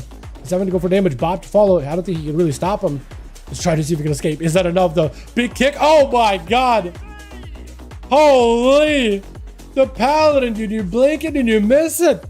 And this man is having to fight versus the other Paladin. Another one. Red flag is going to go for a Blessing of Saint. Avoiding the Hodge entirely. Well done. It looks like it doesn't work for blinds. That is tough, man. That is tough. Yeah. Pally be pally. Yep. Settle in, boys. Get comfy. Although I feel like what was that doesn't have too many defenses to work with, so I feel like Red Flag, who got so much damage, might be able to make some work off of this pretty nicely. He's got himself like a lot of wait. He's disconnecting for a second. What was that? Still slapping him a little. He's back, I think. Yeah, he's back. He's good. Trinket to follow is gonna be Red Flag going for some damage. He's gonna take some damage of his own as well, though. What was that? Back it up out of there as best as possible. Is he the one with the instacast lay on hands, or does he also have that Word of Glory instacast? I'm not sure, but he might just go down here, try to see if he can survive. Wings are keeping him alive. This man out here farming up some health as best as possible. Every holy flame or eternal flame keeping him afloat here, and looks like Red Flag might be looking for a possible bullet. Let's go for lay on hands. War Stomp with the Searing Glare to follow up. Got himself some additional pressure with the Wake of Ashes. Could go for a Hodge or could delay it actually. Either way works. Does get the dots on the guy. But what was that? He just tried to see if he could keep it slow until Red Flag as best as possible. But the hand of freedom keeping him moving. Shield defenders to follow up. What was that? It does not have much to work with here. Goes for a stun of his own. Red Flag could also go for a stun as well. Or just delayed until next Wake of Ashes is available now. So you could go for another combo altogether. What's cool about his setup is he can always go for the War Stomp into the blind. And that is like another go for him. So you can kind of use that before Blessing of Saint comes out for what was that. And you can like almost counter it, almost avoid it. Because usually, what was that? We'd be looking at his Hodge cooldown, but when he's like never really using it, it's like, when did I set it? When did I use it? Did I set it down? Did I set it here? Bubble out for Red Flag really aggressively though. So now he doesn't have an immunity. Question is, can what was that live for 42 more seconds, or just possibly take him down? Because he doesn't have an immunity button. Hold on a second. Maybe Red Flag might have overplayed his hand, possibly. Try to see if he can keep the pressure rolling here. Stun, cannot do much about it. Bob, unfortunately, doesn't have a Blessing of Saint. He's going to be able to stop some of the other Paladin's burst, some of his damage. Some of it is actually not going to be hitting his health bar. It is going to be immune to Blessing of Protection. Got him low and does take it. Barely. Oh, planted the flag of ownership on a poor boy. I don't know if you really deserved it. I thought he played valiantly, but unfortunately, yeah. BM and Rude Boy McGeary here, as Alenia's giving this Rude Boy a proper honorable duel. Then it makes him match the teams. Looks like Krager's team always wins. Is it really Krager's team, or is it that Paladin that always wins? You know what I mean? Like, is it Krager's team, or is it just the Paladin's a one-man army? You know what I mean? These Paladins are out of control, man. Gonna be a deep breath out by Alenius. No Hodge out for Red Flag, so he still has a Hodge to at least attempt here. Alenius, if he times it correctly, unfortunately did not time it, did have to burn a trinket. And he's gonna use that deep breath just to escape. He's just gonna fly out of it. He's just gonna get out of it scot-free. Root, in case the other guy's chasing after him, he's just looking for recovery. Dampening at 39%, so that self-killing is gonna be kinda on the lower end. I just tried to catch up. Red Flag is looking just fine. He actually is fine letting these duels last longer, because then he's giving him time to get Bop, Lay on Hands, and Bubble back just a little bit. For Alenius, he's fine not taking constant pressures. He's also okay disengaging.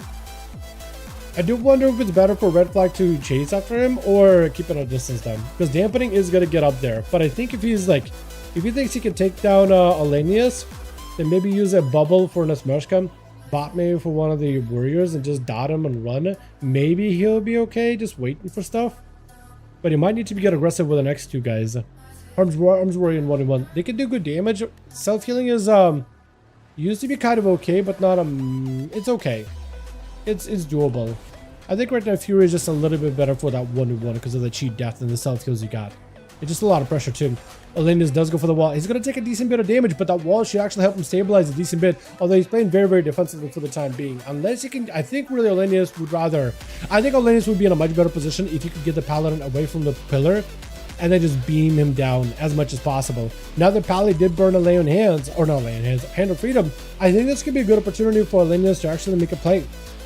Because now that the Paladin, if you can catch him away from a pillar, slow him down immediately with those Azure Claws, Azure Strike, that would be fantastic. But the Pally is again trying to play around the pillar as best as he can, so he has himself a cover. Now he's away from a pillar, stunned to follow. Unfortunately for Elenius, no pre-wall or nothing.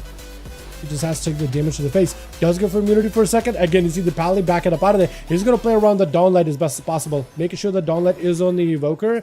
And he's just going to try to stay away from it as best as possible. Only chase him when he's got a Hand of Freedom. Does walk up to interrupt the damage from Disintegrate. Elenius does himself full burst. Mastery is available. He's going to go for the deep breath, double deep breath to follow up, landing that stun. And as long as he keeps those Disintegrates from a distance, he'll be able to do a lot of damage. And as long as Red does not go behind the pillar, that would be an amazing. He does go behind the pillar. Elenius can still get a run. He does have a wall, so even if he starts taking damage, he might be okay. Got him some movement. May need to pre-wall this. Does go for the immunity for the Hodge. That is so perfect. He actually immunes that Hodge. Holy sleepwalk just to pull the Pally away from the pillar. Yet another sleepwalk just to pull him again. He has no help whatsoever. Does get himself a wall. That's the only thing that's keeping him alive. But unfortunately, he does go down. That is unfortunate. He had such a good go. I don't know if he had any more Disintegrates. He had him so low for a little bit. Red Flag, however, recovered fully. Bubbles out immediately before the Paladin even takes any kind of damage. Shadow Blade, so that's a nice counter. Now, Red Flag, unfortunately, doesn't have an immunity for like 15 seconds. Maybe a little bit longer, because there is that forbearance timer, so maybe like 20 seconds or so. But he will have a Bob coming up at some point. He also does have a Shield of Vengeance, so I can stop some of the Rogue Burst. Classic Saint. And as long as he's able to stop the Rogue's Shadow Blaze damage, which is peak Rogue damage, he might be okay. Living against the Rogue as a Paladin is going to be a tough fight, though. It is going to be a tough encounter. Stomp into a Searing Glare. The Rogue can't really do anything. Can't even CC him or nothing. If you got any damage, now would be the time to do it. Looks like Red Flag was able to get at least a Dawnlight on the Rogue. If you can keep those Dawnlights extended fully, then the Rogue, I think, is just going to go down. Nothing he could do about it. You can maybe Cloak, maybe Vanish, stuns him. Wait, what is this stun? I feel like you literally stunned him while you were behind the pillar. Did it look like he was behind the pillar? Oh, Red Flag may just die. Lay on hands! Oh, I was thinking it was over, but man's had a button ready to go. Cloak, maybe for the Smash Cup. Might you use it? No, he's going to save it. He's going to save it. First aid, recovering at 62% dampening. There's only so much you can do about it. Red Flag also sitting down. I think just looking to mana up. Does he have food? Wait, he does have food. He has a mage in the team. So he does recover mana and health together. Stun onto Red Flag. Does get some more damage. Cloak, pre-stun. Shadow Blades are available for Nesbushka. I wonder if he just goes in and just keeps trucking the damage. Press evasion. Shadow Blades is up. I think just press evasion, press feint. It just keeps slamming the damage. That's all he could do in this situation, but I don't think he can. He does want to go for Shadow Dance. I don't know if he lives it. I don't know if he lives long enough. He's trying to see if he can sprint. Does get him to cover behind the pillar. He does get himself a little bit of a reset. Sipping up to barely keep himself alive. The Paladin is able to recover quite handily with the Mage Food. Pally has a bop, and a trinket, so he's actually in a good spot. If he can manage his cooldowns, he might be able to claim back a victory at the end of the run. He might be able to redemption. He might be able to claim back and bring back victory at the end of it all. The Rogue is going to go for first aid at the end of the day. Trying to recover, but look at that healing. He can't. Percentage-based healing does very little. It tickles. That healing barely does anything. All Nesbushka can do. Does Nesbushka just wait until Shadow Blades is up? He has to wait for 30 seconds then. He's going to go for Gouge. Stun. Instant Trinket. Free disarm. To try to stop some of the Paladin's damage. Nesbushka has a blind. Got a trinket out of the total Red Flags though. So he might be okay. Might actually be a good move. Hold on a second. Nesbushka does have advantage very, very soon. He just needs to escape the Paladin. He's got sprint so he can move. Got himself a restart. No AoE to break him out. Oh, interesting. He has a trinket too. So next stun he's going to be able to break out of it. Cheap shot. He has Shadow Blades. I think just needs to pre-feint this. We could have gra. Let's go to build up some decent damage. I think you just keep going with dances, right? War Stomp into a blind. He can't just vanish in case he needs to. Does go for the vanish. Avoiding the Dawnlight hitting him immediately. I think he's still taking some dot damage. Yeah, he is taking still some dot damage. Bob really aggressively out of total red flag and sits down for food. Hold on a second. He's got 18 seconds until Bubba's back up unavailable. Shadow Blades, unfortunately, Smushki got too aggressive. You can trick in this. I think you just go. I think the Smushki just go. I think you just go. 5 seconds on the cloak. I think he's probably going to save for that, right? Probably going to wait for that. No, he couldn't. He just had to go then. He just had to go then and there. I don't know if there's anything you can do right now. Because he could just bubble it. The Smushki can cloak, but he has no escapes. 5 seconds until melt, so maybe meld with sprint. Pre-cloaking, so he's not going to be able to break out of a stun. Maybe he's thinking that Pally might just bubble it. No, Pally hold on to the bubble. Disarm, Wake of Ashes, bubble. Oh! Unfortunate.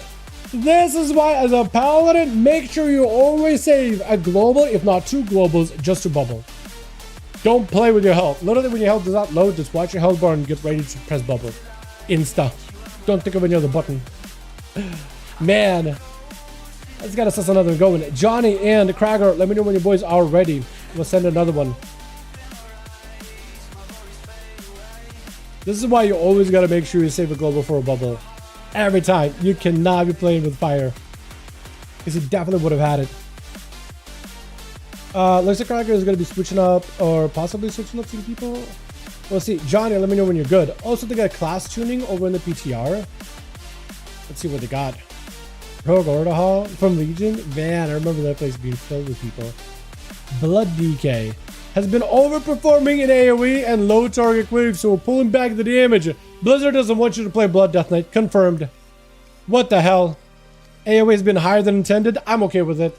I don't want another unholy meta. Unholy's fine, but like I don't want literally every comp being unholy. AoE increased by auto attack damage increased by 100. Okay. Rolling plug reduced by 10. I don't know if that'll be enough. Maybe it'll be enough. Human Hunter. Devourer low target cleave is a little higher than intended. Wow. We would have won Devourers in a game. Havoc one down playing. Stop playing Devourer. We'll play Havoc. Balance damage roll slightly larger reduction. Spread target cleave. Damn. Evoker. Not intended direction with Central and Talent. Venomous user said was providing significant more power than intended. No! I was hoping Devastation would actually get played. Cobra shot. Wow. Thanks, Blizzard. Very cool. Explosive shot. Bro. I played with a marksman. They were doing so good. And Blizzard was like, nope. You're marksman? Nah, you don't get to enjoy the game. Arcade was doing too well in AoE. They were S tier, so we're making them F tier. Fantastic, Blizzard. Very good. Let's see. Priest. Try to perform spread cleave. Come on! They were fun! Of course you're gonna nerf the good button. Oh, you're gonna nerf the good button. I was having fun with it. Whatever. All damage dealt increased by 10. All damage dealt increased by 6. By 10. Wow. Thank you, Blizzard. Literally fixed Rogue. We went from F tier to F plus tier. Thank you. Very awesome.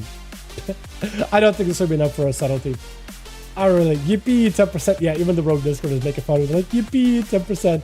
Buffs are great, 10% is great. Looks strong for single target at least, but it doesn't fix anything about a Trophic not working on a lot of the damage in a raid. Really? A Trophic poison just doesn't work on any enemies? It doesn't address the awful cleave damage. Those could just buff Center Blood. It's right there. Every rupture hit after it gives the 8% agility up to a maximum. Precise cuts and outlaw, great. Was great. Sec Tech can do damage on 2-5 targets, similar to precise cuts.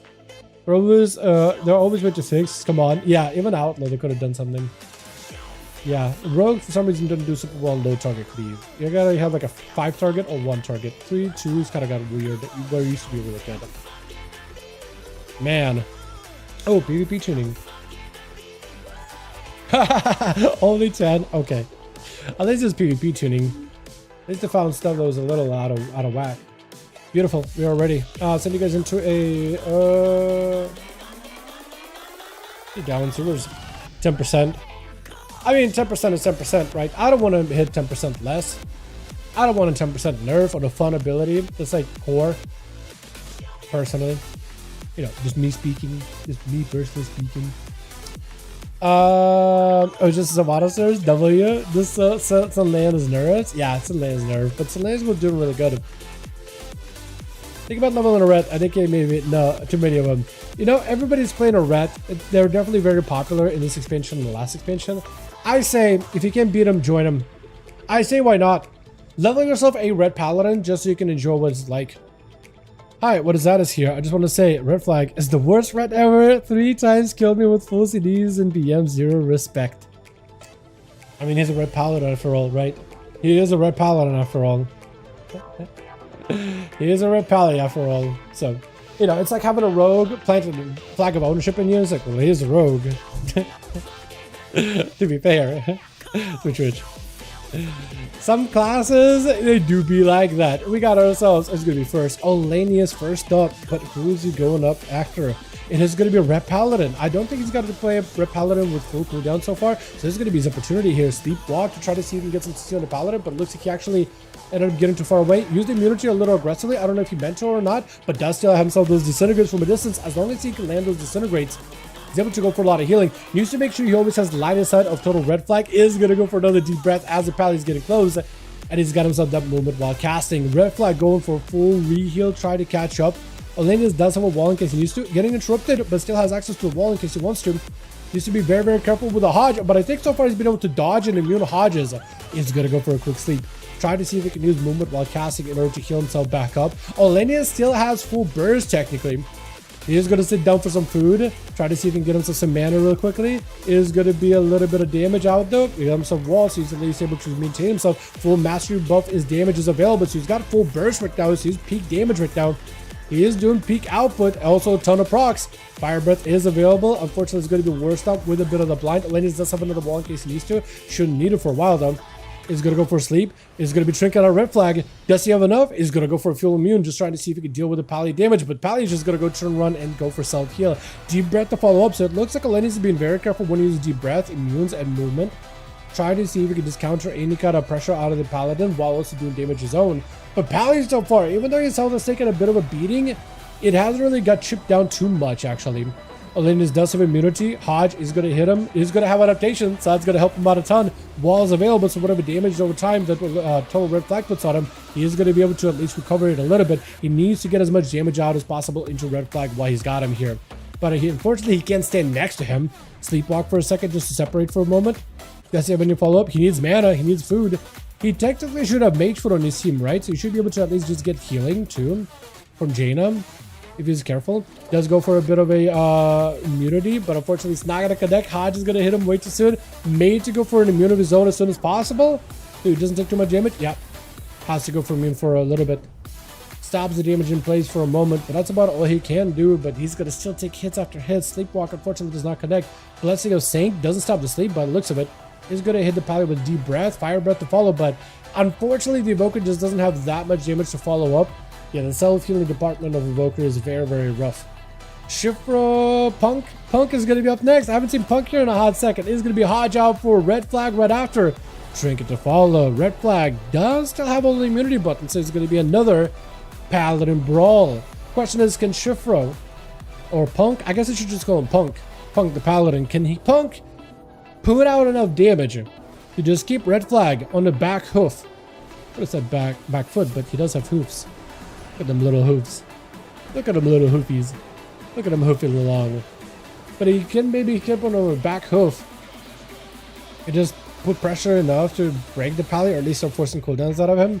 Red flag doesn't have Blessing of Saint, so I do wonder what cooldown or what PvP talent he's running instead of Blessing of, oh, not Blessing of Saint. Blessing of Spell Warden. He has Tank, he doesn't have Spell Warding. So I'm wondering what he's running instead of that magic immunity. Is going to go for a trinket. Punk taking a decent bit of hits. Red flag getting really aggressive here. Is going to back up out of this. As soon as he sees Punk trying to recover, he's just going to back up out and do damage from a distance. Red flag starting to take some hits himself, starting to get dense here and there. His armor not really holding out. Potentially was a torrent racial out of Punk, but red flag at least able to get away from him far enough away. Does he also still got over for? You know, maybe that's what he's going for. He's going for Searing Glare, isn't he? He's going for Searing Glare. It's got to be.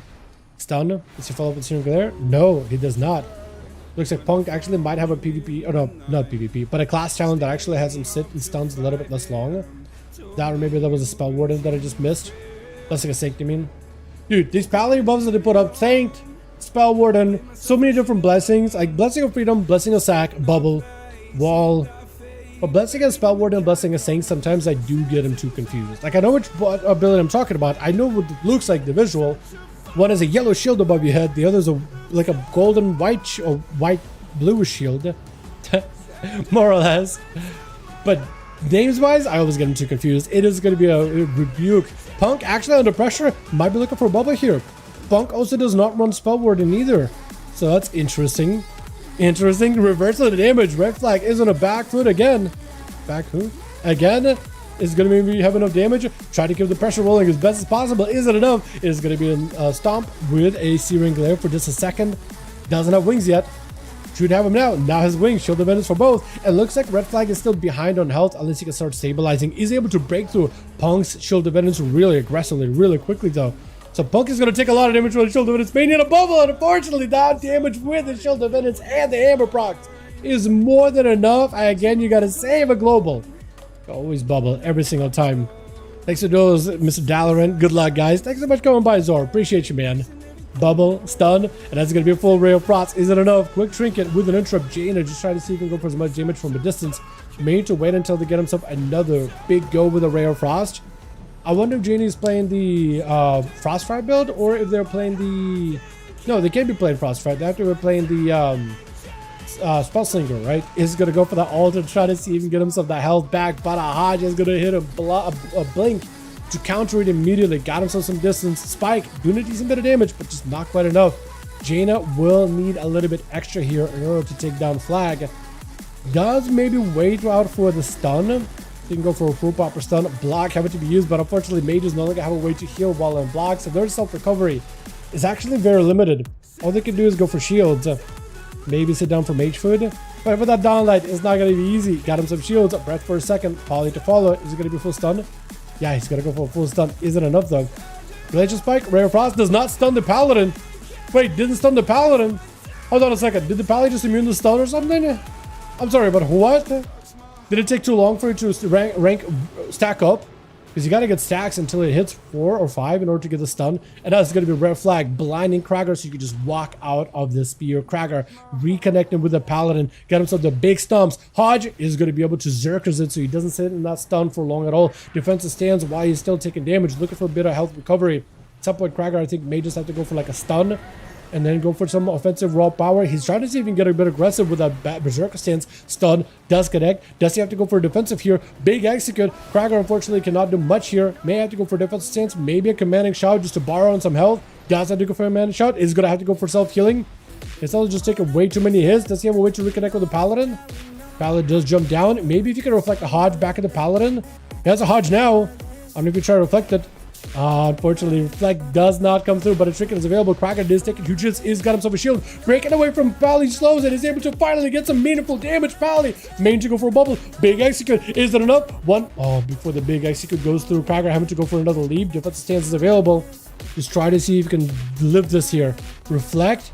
Unfortunately, there's no Hodge out of the Paladino. Does go for a disarm. Shield defense is not going to feel good at all. Krager, though, Dawnlight is not going to feel good either. Krager got a way to heal, at least for now. Zerkers may need to be in play here. Not in play. Full Hodge. Does he live? Is it enough, though? Searing Glare cannot heal for a little bit. No, wait. Never mind. It looks like his impending victory cannot be immuned. He can't be dodged. Impending victory will heal him no matter what. Stun. Does he go for a blind? He doesn't go for a blind, so he's still locked in. That is going to be a shockwave for a second. Krager leaping away. Does he have the health? His second wind kicking in. When he's low in health, second wind starts to partially kick in. So that's going to give him a bit of a breather. I think he's realized he's just going to have to go for a full offense. I think it might have been Cheat Death mechanic, right? Did Cheat Death proc? I don't know. It didn't. That's just him healing. How is this man alive? I thought it was Cheat Death. He got so low and he just started recovering. I thought, no way. I think it's just Cheat Death, right? No, it's not. He has a fear for the Paladin. Paladin with a full lay on hands. Fear by Krager. Still alive. No Cheat Death just yet. He's going to go throw a weapon at the guy for just a second. It needs a reflect in 10 seconds. He needs to save his reflect for 10 more seconds. 4, 3, 2. Red flag, you know he's going to want to go for a Hodge. You know he's going to want to go for a Hodge. After this, maybe reflect. But do Zerkers it. No, he doesn't. He's still alive. Searing Glare, not going to feel great, but he does have defensives. He does have reflect. That is also going to help dampen some of the magic damage he's taken. Big healing is available. He is going to be able to escape out of the slope, but he's going to see if he can lock down total red flag. He's trying to see if he can walk back into consecration to free him from warrior slows and put a slow onto Krager. If Krager sits in a consecration, Krager is slowed, and the paladin has freedom of movement. It makes it super tough. One more execute is all he needs! Oh my god, it looks like the shaman is not going to give Krager even a standing chance. It is going to go for the totem immediately. Krager looking to catch up whatever healing he can. I don't know what Krager can do in that situation. He is hexed. Oh, maybe just walk away, right? Maybe just walk away. Oh, lava burst hurt. Every lava burst hurts. He got himself just enough cover. Stormbolt is going to connect. Knock back into Krager. He just goes behind the pillar. He's fine with that. Storm Elemental does not feel great, though. Storm Elemental feels terrible. Reflect for a second. Fear onto the shaman. Storm Ele hurts. Maybe you can just heal. Bloodthirst. Another Stumpy. Another Bloodthirst.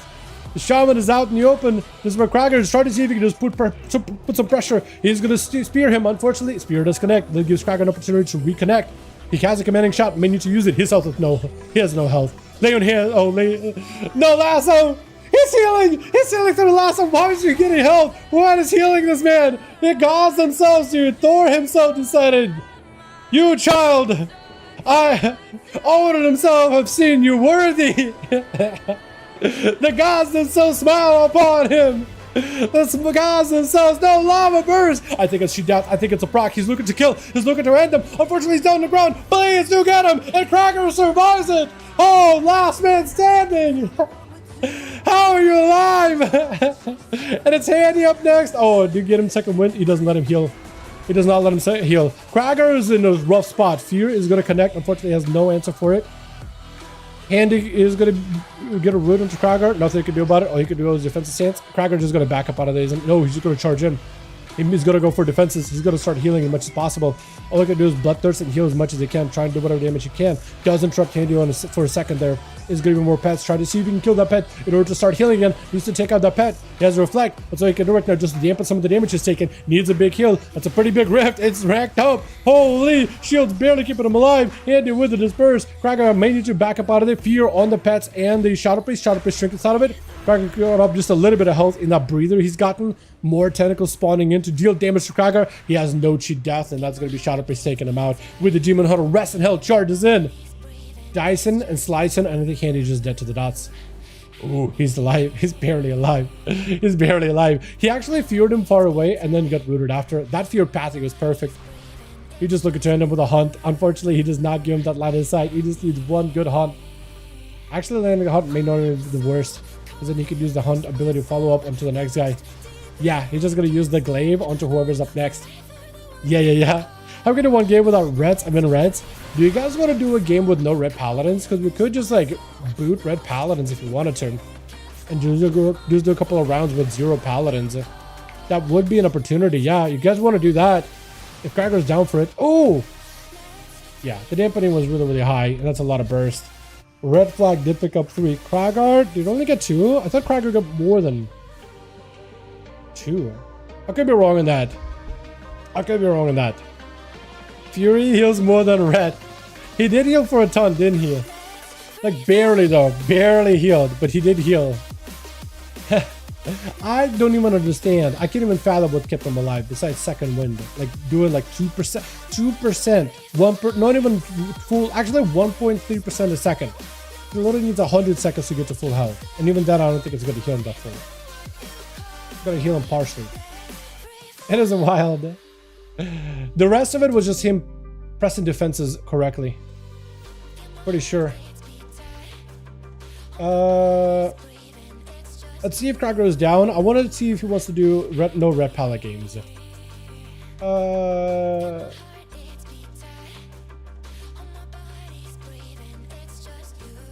Not what I wanted.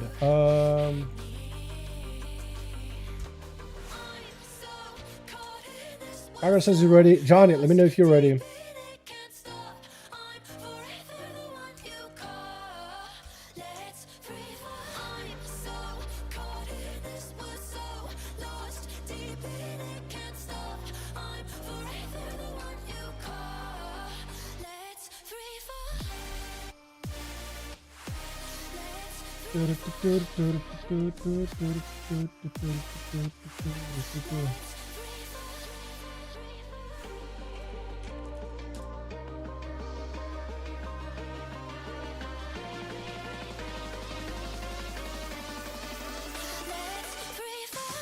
I'm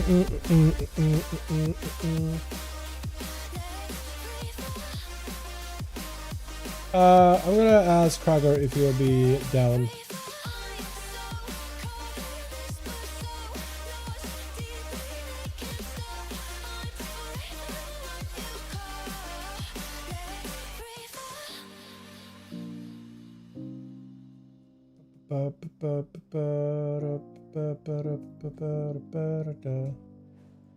I'll ask him if he'll be down to do no red paladins. John, let me know when you're good. Let me know if ready. Or if near my bodies. I don't know if you're dropping paladins now, but I'm just gonna ask Krager if he'll be down for it. Ready? Beautiful.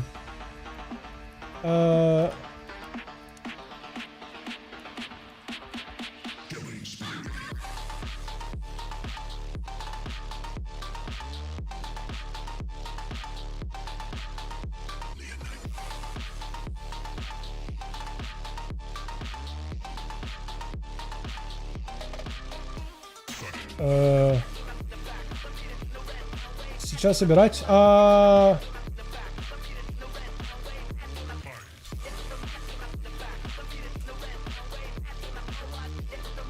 Here we go.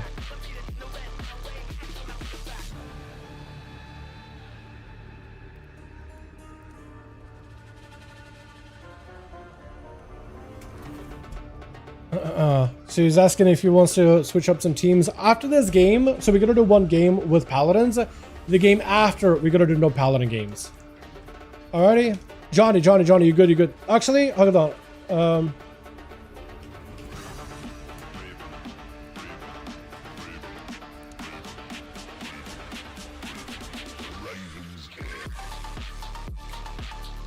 Is he already switching?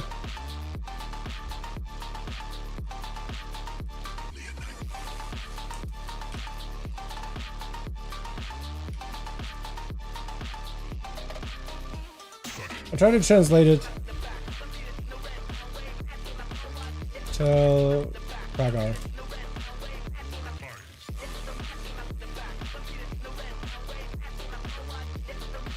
Here we go. I'm gonna write him.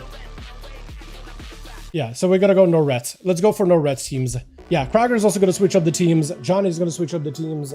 I'm assuming Johnny's already got groups. Beautiful. Okay. Kragar might have a spot right now. I'll let Toxic know. Okay, we're gonna do no teams of reds. Krager is gonna be switching up the teams. He's gonna boot the reds and grab everything. So from here on out, we're gonna do no reds. I appreciate you, red boys. You guys are wonderful. You guys are beautiful. But we've done this a couple of times where we've done no red pally games, and it's nothing against you guys. Your class is just ludicrous for 1v1 content. This happened before, like when rogues were insane in Dragonflight, we just had rogues sit out. When pharaohs were insane in Shadowlands, we had pharaohs sit out. Like they played and they were like, all right, let the pharaohs sit. And then the games became more even. Otherwise, it was like usually one class is dominating everybody else. We've seen a ton of paladins. They're fine. You guys had your fun. All that good. Next week, right? Next week, come back, play some more Red Pala. Or even, you know, if you want to skip out next week, come back to season 2. That works too. We got a bunch of new class changes. That works as well. You know what I mean? Does Krager need team need one? They may need one. Yes. Let me double check where they're at. Or, yeah, they need one. Johnny also needs one more. So if you guys do want to join, both of them are looking. Both are looking. We got Dragon Attack with Lemon. They're looking for a +1. So if you guys want to join, not a red pally, you're more than welcome to. You're more than welcome to. And then Krager is somewhere here. He's also switching groups, or maybe doing some relogging on his end. But yeah, we got a spot for one. So if you guys want to join, more than welcome to. Toxic Doctor, tell him to invite me. Sign up in LFG. If you want to come back in, Lemon should have you. Lemon should have you. They're listed under Molten Core. Doctor, you're more than welcome to keep playing, man. I like watching your class play. Survival is not something we see that often, and I love the bursts that you do. Not in a group? Yo, Handy, get in there. Get in there, Handy. We need you. We want to see you play Shadow Priest, dude. You got to kill him, Kragar, man. We need to see more of that. Well, we need to see more of you making Shadow Priest work. Dalaran, what's up? Hellbrag, how you doing, my man? You having a good one? Well done, well done. Yeah, I know I'm going to get some hate of like Palace being like, oh my god, how dare you? My class, my brand. Yeah. Boys, if it was like, if LA Shamans were OP, we wouldn't let Shamans play. If Mages were OP, literally killing everybody, we wouldn't let them play. If Rogues were back to it, you know I'd be the first person to rip out these Rogues out of the arena. I'm good, how are you? I'm doing pretty good. Excited for Season 2 stuff. Very, very excited. We're waiting for Krager, he needs a minute, but otherwise Johnny's all good and ready. When Krager tells me he's good, we're gonna go. He needs a minute. Otherwise, so far, the games tonight have been fantastic. I've been enjoying them a lot. I've been enjoying them a ton.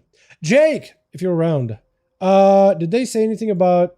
So you said, what, September is when they'll actually show off the book?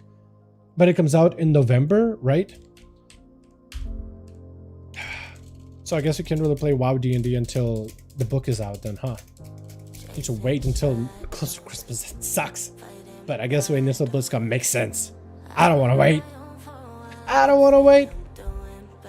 Let's do Black or Cold. I'm trying to remember which maps we have and haven't played. Apparently, it's going to be on D&D Beyond too.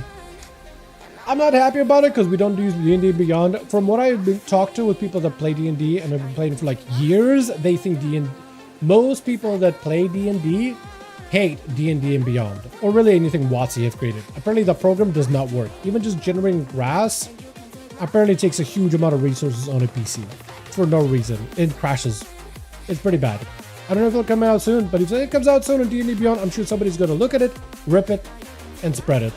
Like at a big sheet. Lemon, stream might be stacked with the boys. My bad. You're good, man. You're good. You're good. I'm fine with it. The only rule we had is no palas. That's about it. No more palas, but everything else goes. Can't be stacked if you wanna. Twitch. Got us handy on the Demon Hunter. He's back in play on the Devourer. Oh, we got Curdy back in. Oh my dude, this is one of the best warrior sets they made. I think it's so good looking. It is so good looking. I do hate how the eyeballs on the helm don't quite match the eyeballs on her face, but it's okay. Lemon on the scene. We got ourselves a Ratapie. Oh my god. Dodging the stun out from Krager with that fade. Got himself the Rift charge, but unfortunately something stopped the charge. I don't even know what stops it. Ratapie just try to see if he can keep himself moving. Big execute hits. Ratapie taking hits after hits. That's how this person Kizunichu. Aegis is proccing, trying to go for self-heals. No good kick from Kragar. Choosing not to interrupt him on Holy whatsoever, is going to go for a Disperse Fear to connect. Ratapie is going to get a lot of healing. Krager actually took a decent bit of damage from the Shadow Priest. Stun immediately is going to reconnect. Ratapie has a Fear very, very soon. Has himself a little bit of movement. But look at the Execute's fade for just a second. Got him some desperate prayer to give him some more health to work with. Shields are available. He's got movement. He can run. This is the fastest Shadow Priest we've ever seen. What is that movement? Oh my god. How is he moving so fast? Got himself a Void Torrent. Still gonna take huge hits. Unless he got something here, I think it might just go down. Oh, that is so much pressure, so much damage. And unfortunately, Shadow Priest just did not have enough in order to keep himself alive here. Viansky as a Devourer is gonna go for a big hunt to reconnect with Krager. Looks like it did connect. Metamorphosis up next. Krager made to find a way to keep away from the guy. Made to use some cooldowns. Krager's health did low. She dead? Did she death it? I thought his health went to 0 at some point. He is not. She deathed it. He's gonna go for a self-heal. Tried to deny the cheat death. What was that? That was crazy. So much burst. And Krager lived it. Took the damage to the chin. Just had to go for a bit of commanding shout. The reaps out from Viansky are still brutal. Is Krager gonna go for a spear? He knows he wants to go for that hunt. I wonder if he could have went for like spear and just keep him at a distance so he can't like connect with a hunt. That would be hilarious to see yoink this going for the hunt. Spear does connect. Krager, I think, wants to go for some damage. Demon Hunters, Devourer, they do a lot of damage. They have good defenses, but the health healing, oh, unfortunately, it's just not enough. He has a lot of pressure, but they're more like a glass cannon. They definitely have a lot of, they have good defenses. They're great when somebody else can heal them, but they're not quite like Havoc. Can heal themselves pretty much the entire time. Krager breaking away from Lemon Rose, locked down for a second. Still could go for Alexup in case he wanted to. Full burst out for Lemon, and Krager's just gonna go for a fear. He knows Alexup is coming very, very soon. He wants to stay away from it, leaping away. You can't outrun the monk though. Look at how much movement that thing has. Monks have incredibly good mobility. You cannot run away from them, dude. Cannot run away. Warrior got us some stomps. Alexup by Lemon Roll. Nothing Krager could do in that situation. Stormbolt is going to connect. Krager is able to go for a little bit of damage afterwards. Is going to be a shield to follow up. Grid to a Karma. Krager cannot go for offense here. He has to play defensively. Unfortunately, he can't really do much. He's just going to take a full Fist of Fury. Full cooldowns are available. It's going to be cheat death. All he could do right now is try to see if he can ramp up damage, but Lemon is going to stay away. I don't know if he has enough. He's a huge proc. Yeah, Lemon most just to stay away long enough. He's going to be able to take him out. Kraken did do a really good job, though. Did survive for quite a decent bit, though. Counter Priest, not too bad. Devourer, not too bad. Monk is a little bit tougher. Kraken needed some kind of extra cooldown though to be able to live him. But yeah, when Lemon will can reconnect with him and Fist of Fury, so he's parrying all of Kraken's attacks, all Kraken can really do in that situation is save a stun for when Lemon is Fist of Fury. So you can at least break the Fist of Fury channel. But still, even if he does, like it helps a little, but then you're still slowed and you're next to Lemon because he's already Fist of Furying you up close. And then he's going to follow up with a Rising Sun kick, which is probably going to be a biggest, fattest crit we've ever seen, because it usually is in a lot of the cases. So it's not easy. Polly? Oh, Jaina, maybe a stun? No, he's just going to go for a complete reset. Not a stun, yet another Polly. He's just avoiding Lemon while his cooldowns are active, I think. While Zenith is up. For Lemon, that's quite a decent bit of burst for him. But more like, not as much burst. It does give him some burst damage, but not a crazy amount. It's more like he just gets better resource value. That's an Invis. Yeah, can't see him. 3 Poly. Stun. Yeah. Oh, Trinket. Lemon does burn a Trinket just for it. And Jaina tried to see if he can catch up with him, but he's not able to. Big kick to follow up. That's going to be more Zenith, more damage. As long as he can get kicks and Fist of Furies, that's where Lemon can get a lot of his damage. Ever since they made the monks where Fist of Fury and kicks themselves are a ton of damage, and Zenith just lets you use them more regularly, more aggressively. Oh my god, look at the combo. All he needs just those kicks. As long as they connect, he's fine. That's have a blink for it. Shields are available. Alter. Maybe we'll use it to get low health, but you're still in a rough spot. Can still be touched to death. No, not even need to. Lemon closes the gap close fast enough, and Toxic is going to be up next. I like how Toxic is still running daggers, by the way. He didn't switch up to axes, swords, or anything like that. He's still got those poisons and green daggers. Kingsbane, full stun, everything available. Is going to be a karma out for the monk. He's trying to see if he can escape it to quick see pick up with a vanish. A ring of peace, unfortunately, is way too high up, so I don't think Toxic. Oh, wait, no, it does do a little booping. It does do a little bit of booping. I think Toxic might have jumped and accidentally hit his forehead on it. And he just kept him booped out of the way, kept him midair, dribbling him, bouncing midair. But it's going to be Lemon backing up out of there. Lemon right now does not have anything, though. He doesn't have a trinket, he doesn't have karma. And Toxic has Deathmark, and Kingsbane in like 20 seconds. I don't think he's going to have to wait that long, though. Lemon, oh, swept him. Trinket out for Toxic, full dodge, Deathmark, and everything's available. He has all the dots. He has an evasion in case he wants to use it. He's just going to walk away. Just keeping the poison and the bleeds on Lemon, who's going to melt over little by little. He does have a wall to try to unite some of the damage. I don't think his wall is able to remove the bleeds or anything. Cheat death on to Toxic, but in Venom, he just got backpedaling out of there and try to see if he can escape. Drink it out, handy. I don't know how that didn't connect. Honestly, I thought that would connect. I'm sorry, but what? Toxic, how are you alive? I'm surprised. That was just cheat death too. He's gonna go for a sap onto Handy. Cloak of Shadows is available for Toxic. If he's gonna go for it, he needs to link a roads onto Handy to silence him. Does go for the silence. Kingsbane is gonna be used here. Cloak of Shadows, Kidney Shot to follow. Wait, does he just take down Handy? He just escaped him. Huh? Huh? Huh? Huh? Oh my god! And a sap onto Curdy. Yo. Holy, I touched death in 1 second, so unlucky. That is unlucky. That is very, very unlucky. That is unfortunate. But look at his damage. Just a full dodge. Kingsman walked away. Kidney shot. Just got out of there, and that was enough. The Demon Hunter couldn't do much. I guess maybe DH can do a little bit of self-healing. But like, I don't even know. Spear, unfortunately, that is going to connect with Toxic. Cheap Shot is still going to connect. Stun onto Curdy, does go for the silence. I think he might have the silence where he also reduces Curdy's damage by 15%. So at least it actually does something. It is a damage reduction. Vanish is available for Toxic, but he's gonna escape. This rogue is elusive. He's not even a subtlety rogue. He just an assassination rogue with plenty of experience. He knows when to stay. He knows when to back up out of there. He's gonna go for the blind while the dots are staying on him. If the rogue angles himself 75 degrees away to the side, he actually won't be auto-attacking the target as he puts up bleeds, and bleeds don't immediately break blind, so since he's not auto-attacking, the bleeds never break. He's just going to get in there with the death mark. Curdy, I think, is going to end up proccing into cheat death, most likely. Curdy tried to see if he can live this with damage reduction. Does get himself in defensive with a reflect.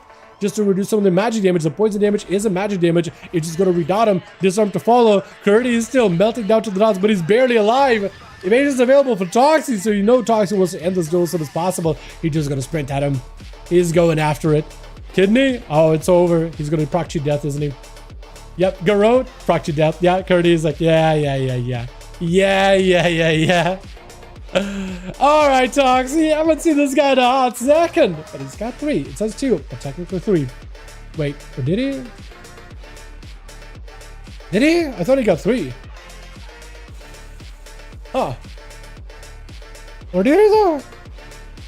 Weird. I need to double check it. Maybe I have it wrong. I'm pretty sure he's got 3. Alright, Cracker and Johnny, let me know when both are ready. Let me know when you guys are all good to go.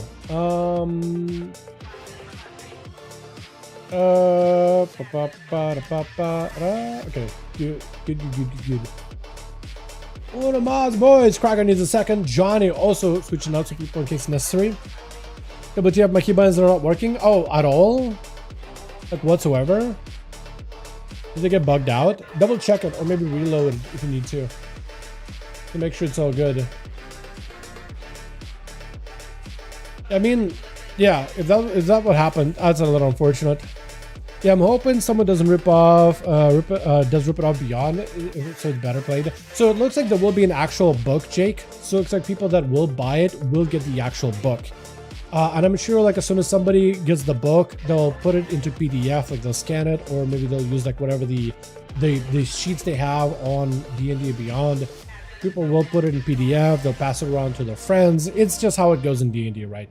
Once that information is out there, it's out there. There's not much you can do. It's just out there. People will get, because all you need is just the rule sheets and the numbers. And as long as you have that, you can play. And then most people will just end up adjusting it to the homebrew rules for whatever reasons. But yeah, everybody that plays really takes it super seriously and like really maintains it and manages it. I knew people like went super ham on D&D and really like, you know, did a lot of customization to make it play how they want it to be played. But I didn't realize just how much effort and how much stuff was done until I actually started playing D&D. Like my twin invited me, was like, hey, you want to play some D&D sometime? Started playing it. And I started playing this like homebrew class of Gunner. And then using the Gunner, using those rules, and then using some of the rules in the server that they run, the way they make adjustments for. It's a lot of effort it goes through, but like there's a reason why they make some of the balancing decisions and choices. But that stuff easily gets shared. Like when somebody has a PDF, it just goes everywhere. You give it to your friends, they give it to their friends, and that's it. It's out there. It's out there. All you can do is hope that enough people pre-order it, and that's it. It's out there. People still pay for it. And there's enough people that do the whole WotC style D&D Beyond and play through that. So, yeah. It's a whole ecosystem. Lord, Ron. I think we're good, right? Johnny ready? Oh yeah, Johnny is ready. Ba-ba-da-ba-da-ba. Hope nothing's on fire. I smell burning, but I'm hoping it's just cooking. Unless... unless... I did an add-on reset on my shadow. It didn't fix anything on other characters. Damn.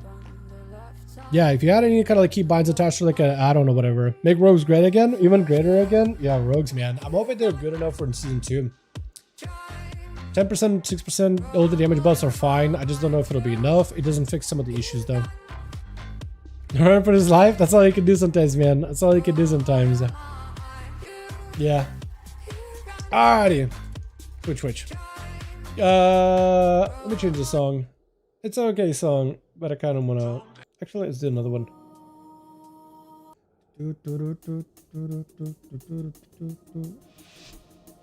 Oh, I like this one. I like this one a lot. Okay. Where am I? Which? I don't know if I done that or not. Ooh, camera being caught in the middle is weird. Especially is going to be first up as a rogue versus. It looks like Curdy. Not the rematch you wanted, but it is a rematch against a rogue.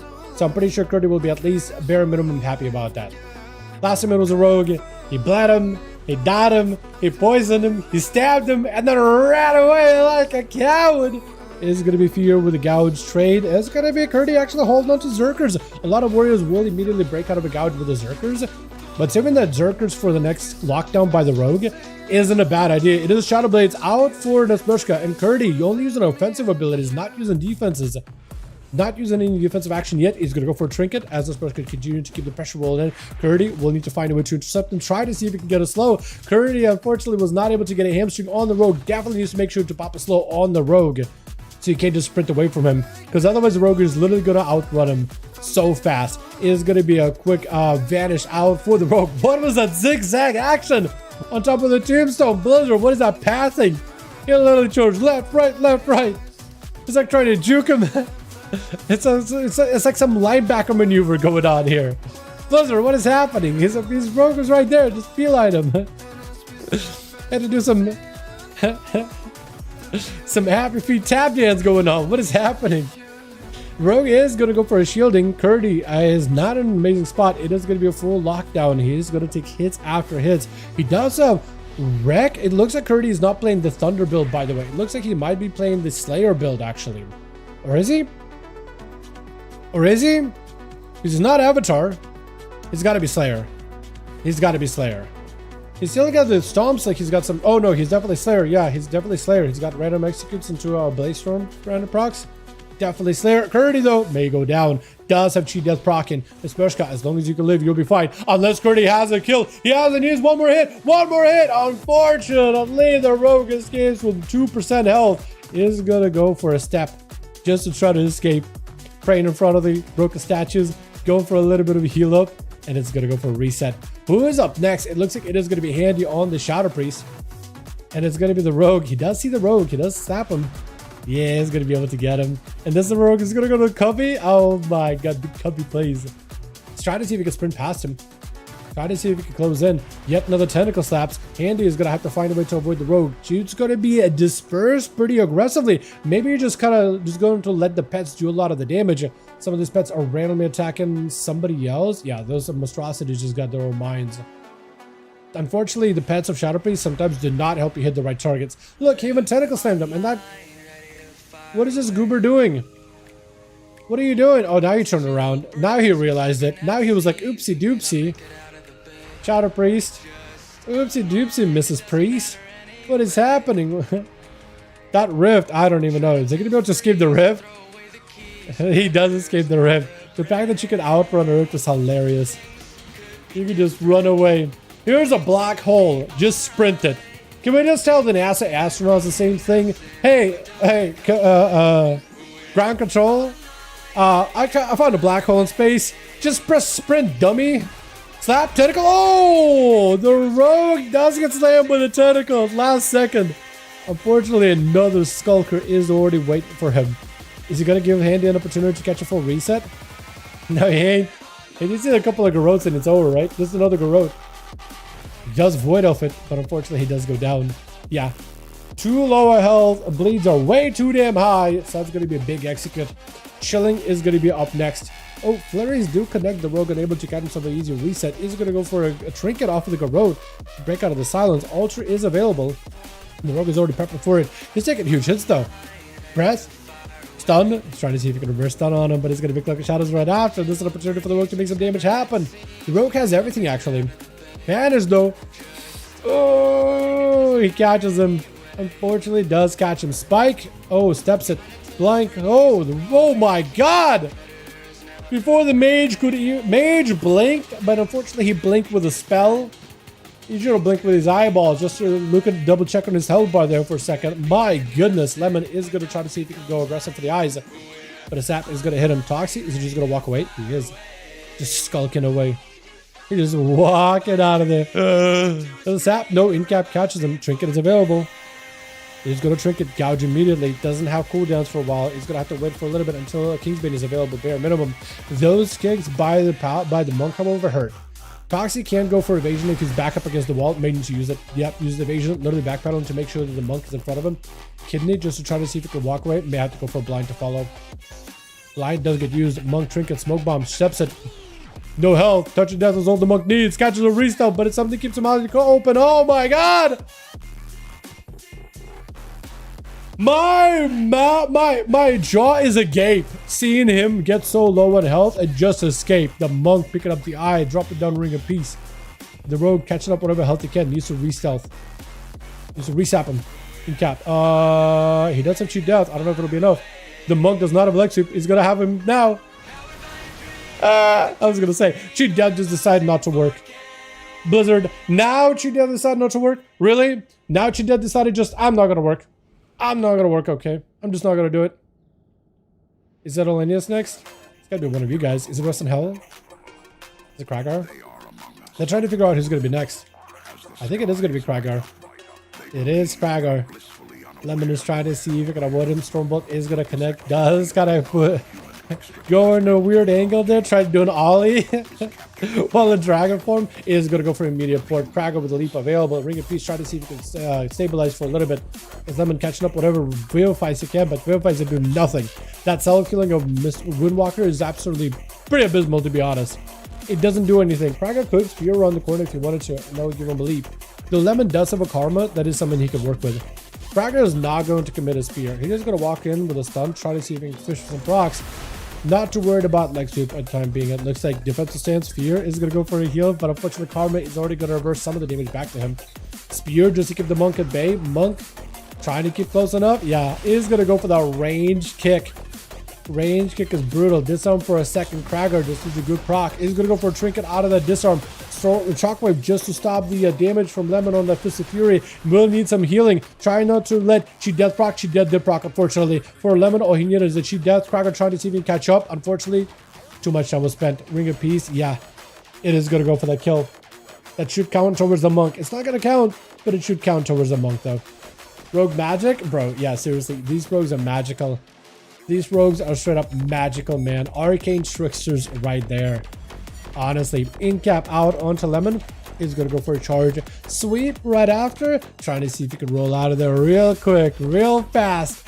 Lemon trying to go for some heals. It is going to be a bit of that. Ah! You don't know where you live. Ain't no way. Yeah, I was going to say. Beyondski is unfortunately the last one. He's looking around like, oh, is it me? Oh, is it I? Is it me next? Am I next? Is going to go for a bit of a backup. I don't know if Rest in Hell try to go for a hit. The hunt does connect, but it's going to be backflip out for Rest in Hell into a vengeful retreat by the other guy too.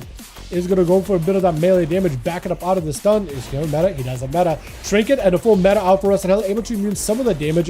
Predator's Wake, Shadow melting it. Hold on, he still's out there. He's still Predator's Wake it. Definitely should do it.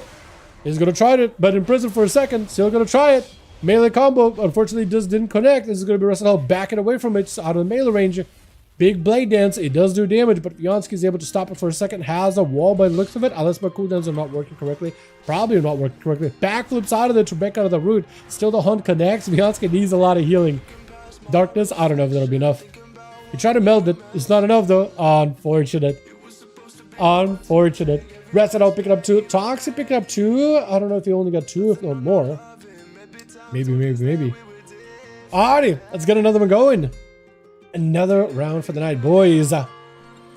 Kragar and Johnny, let me know when both of y'all are ready.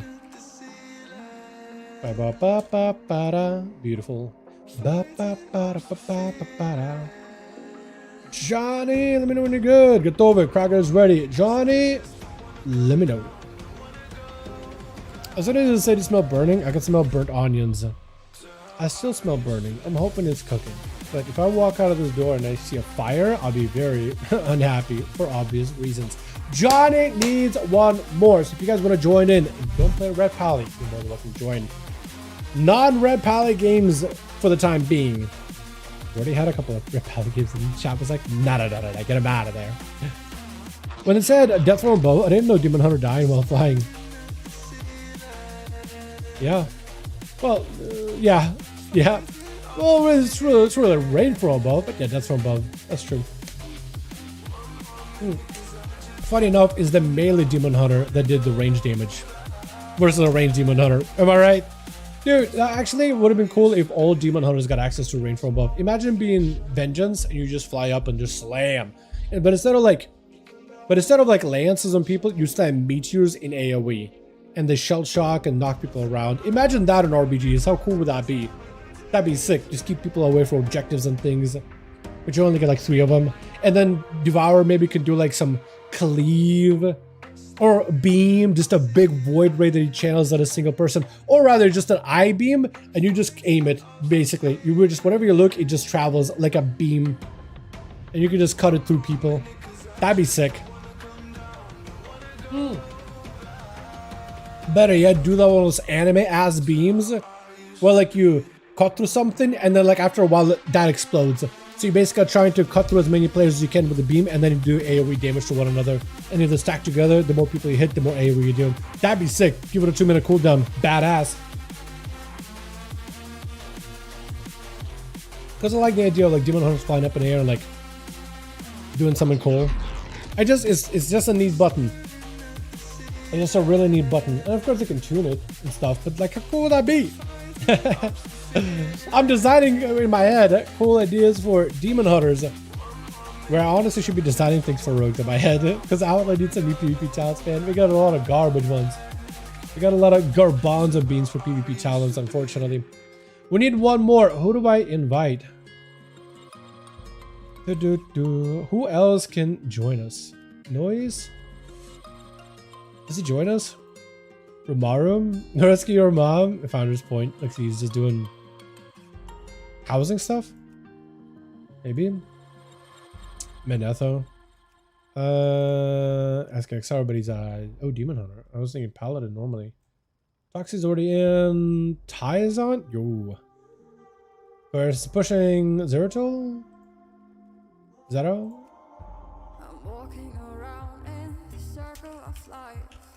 I'll see if Zeratul wants to join duels.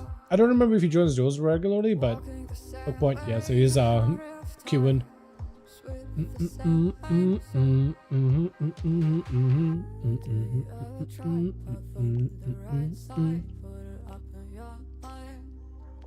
Hi, see if Zeratul says anything.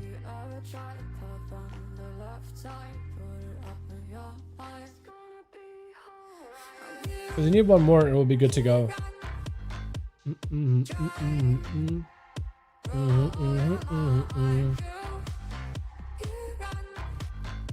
Does Ben join? Wait.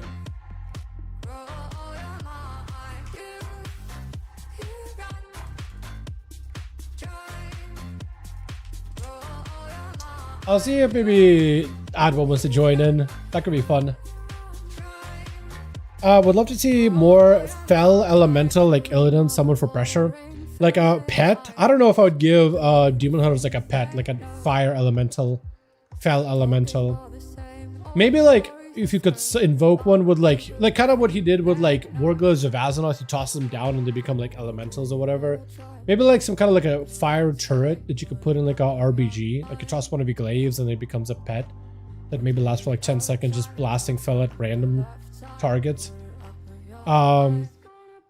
Maybe that could be kind of sick. But like I wouldn't want him to have like an actual pet that like runs around with them. I don't think Demon Hunters need a pet. They have a lot of mobility. I just don't want them to be reliant off a pet to do any damage. I don't think it would be a good design. I think they should still concentrate a lot of the damage in the counter themselves. But maybe like some kind of like utility spell where you could like, you know, you want to defend an objective, you throw a glaive and it summons up a Fel Elemental and it just radiates AoE for like a bit. Just to be annoying. I'd be cool with that.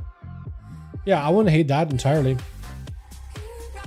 Just something that maybe adds additional pressure. Alright, so it looks like Johnny has got 5 and we're ready to go.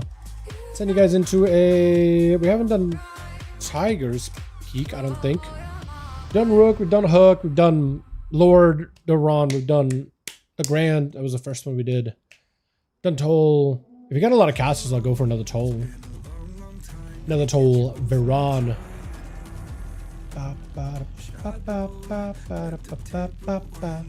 Actually, I'll probably end up rewinding the song. Toxic? Hey, back in there, baby. Let's go. Let's go. I like that song. Okay. We got ourselves, switch. Got us a Rest in Hell. We got us as Alanius. We got Toxie back in here. Toxie so far has done some cheesy assassination tricks. And the Smeshka. And of course, my boy, Krager. I am sad that I've never gotten this mount. And I'm sad that they never... I mean, I guess it makes sense they didn't... Kind of sort of makes sense they didn't bring it for Miss Pandaria.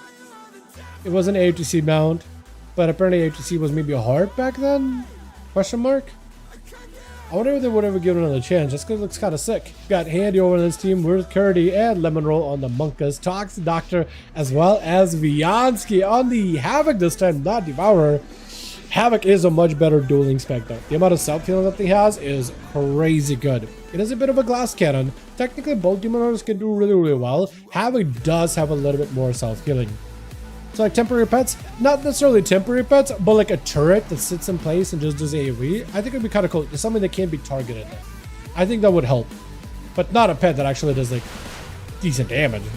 Yeah, oh my god, Krager having to take damage. Literally feared the man and just turned away and just, I'm gonna bandage myself up. Krager is under a ton of pressure, having to use literally everything to survive. Lemon not giving him a breather is gonna root him, disarming him, literally stripped him of every weapon, knocked him with his foot just across the man's forehead. Literally has forced him to use every defense just to have a fighting chance. Touch of death. Does Krager get to reverse it and just leaves him in an in-cap? Krager does, oh my.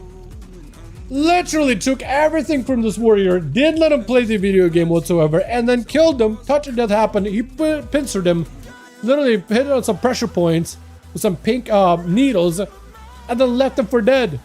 What was that? That was very on-monk way to fight an enemy. He basically didn't fight him with any honor whatsoever. He just pummeled him over and over and over and over, then killed him. And as he's on his death throes, just left him out there by himself, by his lonesome. Then again, it is a warrior, so as a monk, he did have to play, I think, super extra giga aggressively. Handy, unfortunately, is going to get interrupted for a second. Does have Disperse, meaning to use it, avoid up pressure to escape. Does get decent damage onto the Smurshka, trying to see if he can pummel even more pressure. The Smurshka with a shield. That Avoid Rift used to do so much damage, and I don't really know what Blizzard did to it. It does damage still. It's not like it does 0 damage. But I remember it used to pop and consume, just eat a good portion of people's health bar. What happened? Honestly. Yeah, if we got spots, I can get you in for next. This Meshka trying to see if he can get himself a better angle here. Hamby, unfortunately, no trinket, no disperse. He's just in a position where he can't really respond to the rogue's go. Most he can maybe do is hope for a fear. Hope the rogue doesn't have enough damage to take him. Does go for the fear.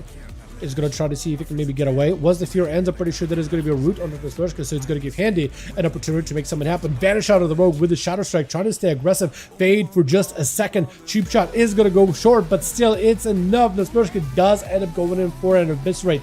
It is a Shadow Priest at the end of the day. Kind of like a Nova Totem? Kind of, yeah. Kind of like a Magma Totem. Yeah, I guess Magma Totem with them would be kind of okay. Kind of like that, yeah, but maybe like really big and really green. And it's a elemental instead of a totem. But yeah, pretty much. I think you get the right idea. Cloak and Evasion out for the Smurshka. Shadow Blades is back in play. Curdy's going to take a lot of damage. Does he use the defensive? Dude, that coup de grace with Shadow Blades hit so hard. That coup de grace hit so hard. That slicing, dicing combo action ability is so strong. Curdy is going to go for recovery. The Smurshka is also going to go for full recovery. He had Blades, so I thought he was just going to hang in there. But without evasion to keep the pressure rolling, or possibly without a way to disarm Curdy after, staying next to a warrior while he's just pummeling you, even if you got Shadow Blades, your health is not going to recover all that easily. Kidney shot onto Curdy. Does eat full damage. Disarm to follow. Curdy does use a big defensive. I wonder if the Smurshka is going to try to go for a Shadow Step. Because if he can bait Curdy off the platform, no, he won't be able to. Try to go for a Trinket. I think maybe try to see if there was an attempt to step from him. Wasn't able to. Try to meld. I think he tried to stand still for a meld, maybe. He's going to go for a reach cheap shot. Dance, dude. Every single dance he's got is trying to see if he can make a play. Big coup de grace. Does a bit of damage. Disarmed. He's going to back up out of that. Lead by the warrior. Got sprint. He can still move for a little bit. Curdy needs to make sure to put a hamstring on him at all times. Needs to get a slow on him at all times. Cannot let him run. By the way, if you guys need a +1 after this, Adwo did say he'll be interested. So we could possibly get him maybe a couple of rounds if we do more after this. Can the shot. Curdy does get slammed with a Stone Bolt. Stomp out for Curdy right after. The Smurshka does go with disarming. You got 4 seconds until Shadow Blade is available. I wonder if he just goes in for Shadow Blades here and just keep the pressure rolling. Trying to see if he can go for a quick melt. It is a Blaze Storm out for Kurdy. Says the Spushka cannot escape him. Gouge for just a second. Zerker not available. We're saving him for later. Cheap shot with blades. Everything is going to be cheap death. The Spushka just got to run away. Good blind. No, he's going to go for advantage. Kurdy can't find him. Oh, it's over. Yet another warrior goes down to the cheap death. Unfortunately, yeah, the Spushka just hides. It is a very rogue type of play, right? Cheat death. Now this warrior is in a stop machine for like 7 to 8 seconds. I'm just gonna hide. I'm gonna find my blankie and hide under it. That is a very rogue thing. As a rogue player, yeah, it is very, very rogue. Some would call this move cowardly. Rogues would call it, it's a move where I don't die. Because a warrior can't do a lot of damage to the rogue. I don't know if it'll be enough to kill him, but like maybe. Because if you procs super hard, it's gonna hurt. They're distance away from the prison trap, just almost near it, but not quite. Disarm with a stun to follow. Toxic Doctor is going to go for big damage. Chakram is going to connect. Used to make sure he got, oh, freezing trap. Not going to have the diamond ice trap. This person's still doing a bunch of damage. Toxic, try to see if you can root him down. Does he have a shotgun blast with him? If you got shotguns, you can stay on top of this person. He might be able to make damage, but looks like this person turns it around. These rogues, man. It comes down to just one. Viansky. Last man standing. He does see the Smushka. He is going to be able to leap past to him. Hunter's mark is still on him, so that's 3% more damage taken. Nothing we can do about it. He is going to be stunned by the rogue. Blades are available. I wonder if he's going to just randomly combine blades. No, he's just going to wait. He's just going to wait. He has a trinket. He has a vanish. He has Cloak of Shadows. Big movement out for Viansky. Does he have that ability where you can charge and then flip back? I wonder, because Demonotters used to use that trick. And you give him a lot of self-healing. Big Hunt does connect Nesbushka with a vanish. I'm surprised not using Cloak of Shadows, but he's saving it. Shadow Blades was used, maybe a little aggressively.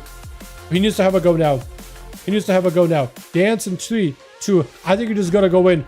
Demon Hunter melee leaps through the meta. It is going to be a big burst out for Viansky. Nespershka, no Cloak of Shadows, unfortunately. I don't even know if a Cloak would have saved him, but it would at least stop some of the cosmic damage. That is a Metamorphosis out of him really aggressively. He needs to maximize the meta right now. Imprison immediately hits him into a hunt right after. Viansky does have damage. He does have Metamorphosis to keep supplying him with healing. Sigil and Misery onto rest. He's going to back up out of there with a eventual retreat. Darkness down. Viansky trying to see if he can bunker down. That's going to be Rest and Hell backing up out of there. He does not need to sit there if he can't help it. And Viansky repositioning.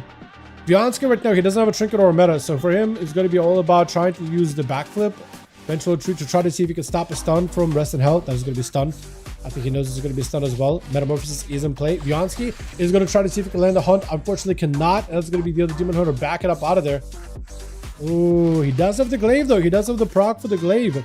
He got the combo. He's going to back up out of this as best as he can. Backflipping yet again. Trying to see if he can keep some movement high into a hunt. Metamorphosis is available for Rest and Hell. Viansky, I don't know if he got much left when it is in a prison. Oh man, he's going to have to get whatever souls he can from Rest and Hell. I don't know if he's got too many left. It looks like Rest and Hell has more than enough to take him.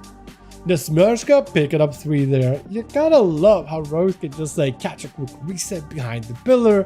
Oh, I got a quick shadow dance. Let me have a quick opener on you. Couple of crits and it's already danger zone. You already are in big trouble. Not much you can do about it. You are in panic mode.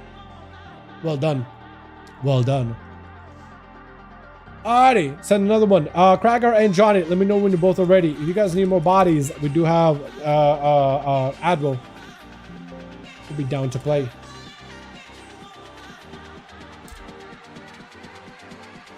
Johnny is ready. Beautiful. So we're waiting on Kragar. Seeing what he says. Really big, just big, really green, really big green. Really big, really green. Let's just summon the Hulk. A green Hulk? Like an Infernal, you mean? Maybe. Maybe. Unless you mean like literally the Hulk. Kragar does need a +1. Kragar.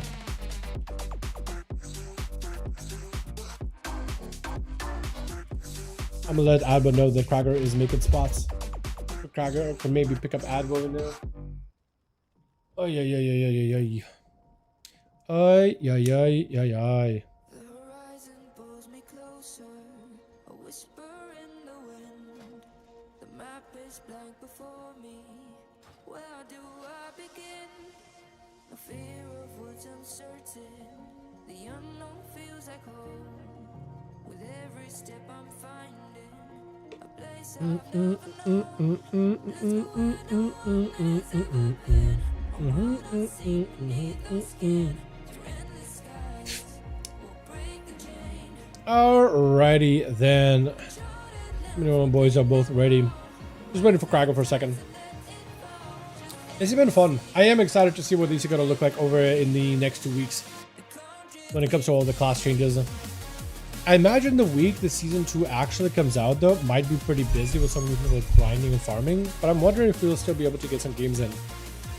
Even a few of them. I do wonder if Blizzard is going to allow people to get like big they do Blade's Edge. We'll try Blade's Edge. I do wonder if Blizzard will allow the MMR inflation stuff to kind of kick in for solos a little bit more aggressively. We'll see. I'm hoping they will, but we'll see. Because just being able to get to 2400 pretty early on, kind of like how you do with BG Blitz, would be nice. I'm also wondering if they're going to reset the MMR for BG Blitz. I'm kind of hoping they do. Kind of hoping they like tone it down just a little, so at least everybody starts out at like 1500 or so. So at least people can get queues. So if they're gonna start throwing people into 3200 MMR like they did past seasons, ha! That's gonna be fun. Literally gonna start the season and you're like, all right, immediately season launch, new season, 2-hour queue. And in fact, it just says 2 hours, but you don't actually get a queue until it's about 3 in the morning when everybody on that MMR is on. Because in that MMR, if you get to that MMR, you're probably playing on DGen hours. Some of our people being really good at video games and playing the DGen hours, just something matches up. They have lives outside of the game, so I guess it makes sense. Which. We'll see, moment it's open, people start grinding. I'm excited for it too, man. New rewards look awesome. New chat look pretty sweet.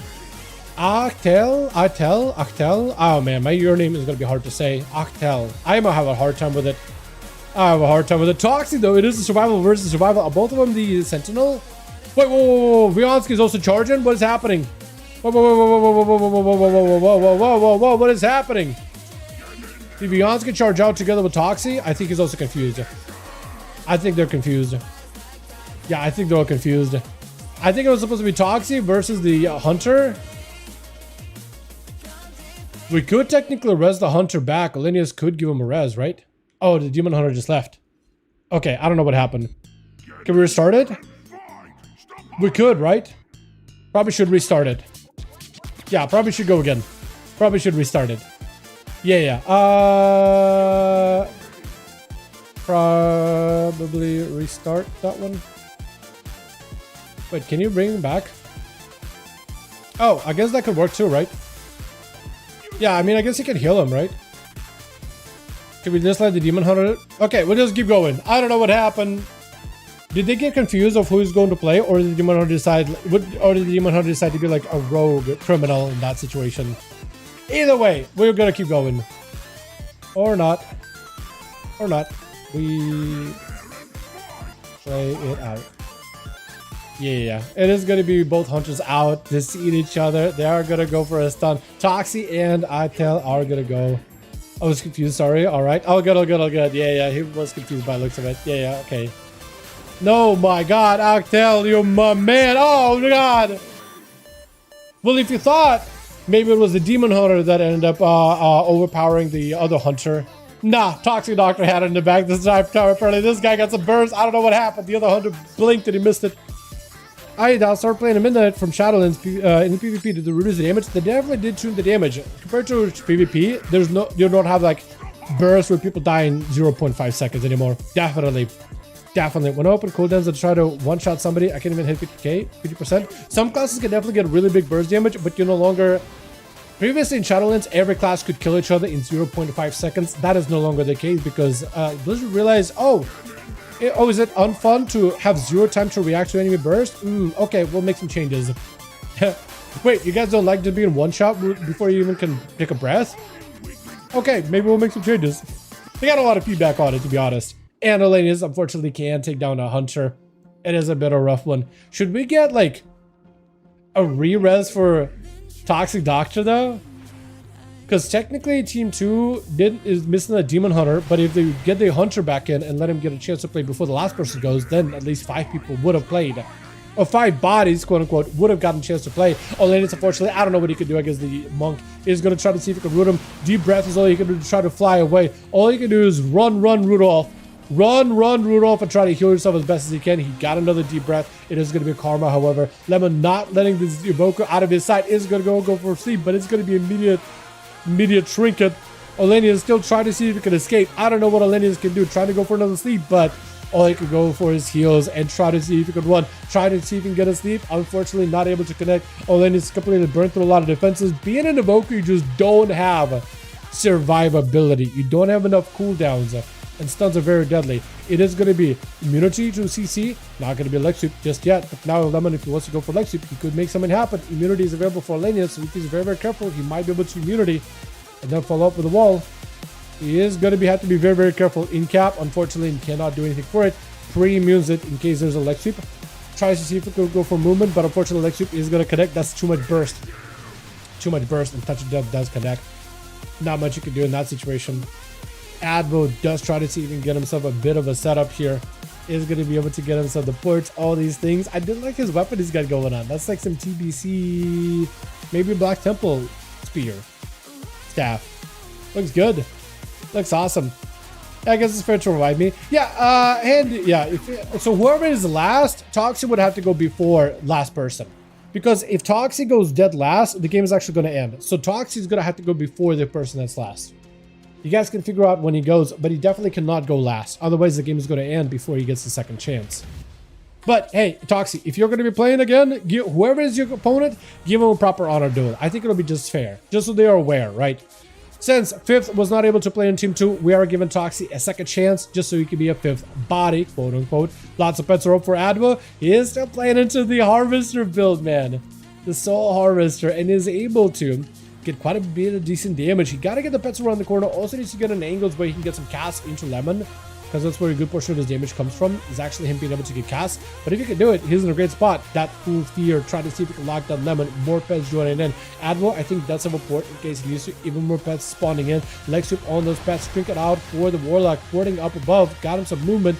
Trying to make sure there's some slows onto the Monk at all times. Gateway to get some space. And Lemon, unfortunately, is just stuck having to deal with all those pets all around him. Bunch of imps on the side. Wrathguard as well. Is going to be a Karma as Lemon is trying to see if he can potentially just all in the damage into Advo, trying to go for a cast of fear. Juking it, so now Lemon cannot stop any cast for a good while. That's going to be some freebie bolts out for Advo. Got us in the procs too. Axe toss right after. Handle Gul'dans, and I think Advo just trying to see if he can end it. It's going to be a port out for Lemon. Yeah, Advo just trying to see if he can push it. Lemon cannot really go for recovery. Incap on the Wrathguard, as that's all he can literally do in that situation. More pets are in. AoE fear for a second. Tyrant is in play. All Advo needs right now is some more dot damage and a soul. Chasing after Lemon. Leg sweep. Hold on. Wall to keep the Warlock alive. He got a lot of pets, and looks like the Monk just could not outlive the pressure of all these enemies, all these demons surrounding him. Finally started running Thunder, but I hope my net doesn't go down. I love the Thunder. I hate whenever Thunder, you know, the rain, the flooding. Yeah, electricity being cut out, all that. But I love the sound, the pitter-patter of the rain, the rumbling of a thunder in the distance. It is such a... I always enjoyed it since I've been alive. But since I started reading novels a little more, it's such a good time just to chill on the couch. Lord of Coil trades with his thumb, but Advo I think is going to go down. There's just an execute away. Curdy does it and taking him out. Advo have plenty of damage, but unfortunately survivability without any major cooldowns and being too far away from any kind of ports does put him in a bit of a dead zone. Rest in Hell is going to be up next versus Curdy. Curdy's going to need some recovery. He's going to need some recovery. I'm assuming Toxic Doctor will have to go next though, just so we can get him a chance to actually play again. Let's see. Let's open Skyrim. Yo, Skyrim on a rainy day. Yeah. Really good. Just the music outside of Whiterun. Fantastic. Or hell, even if you just go to Skyrim, set it to rain, just have the bass soundtrack playing. That's also sick. That's also really, really good. That works too. Honestly. It is nostalgic, but also really good. and it still is good even to this day. I'm worried about the next Elder Scrolls game, bro, and they're just not gonna be able to make it happen. The courtiers die, that might have been a cheat death. Rest and Hell, I think, is trying to avoid him. Just flip it all around him. Stormbolt for a second, unfortunately does go down. It is gonna be Toxic Doctor. He's given Rest and Hell a chance for Honor Duel. Perfect chance for Honor Duel. First aid. I saw you trying to attack it for a second. I like your man, by the way. Now he's gonna go. Yeah, now he's gonna go. Now you can do it. Now you can go Toxic. Now you can go Stun. And that burst is going to be huge out on Survival Hunter. He is trying to see if he can clear wallet. Unfortunately, Survival Hunter does have to get a bit of a setup for his go. You got to get a pet kill command. Does good damage. Big glaive. It's going to do a lot of damage. Chakram blasting through Rest in Hell. The blur barely keeping it alive. Does go for a bit of a charge. Got himself a bit of that leech from Metamorphosis. Toxic Doctor unfortunately used a trinket, but Rest in Hell was not going to be perturbed by that at all. And Andy's the last one left as a Shadow Priest. Only so much you can do against a Demon Hunter.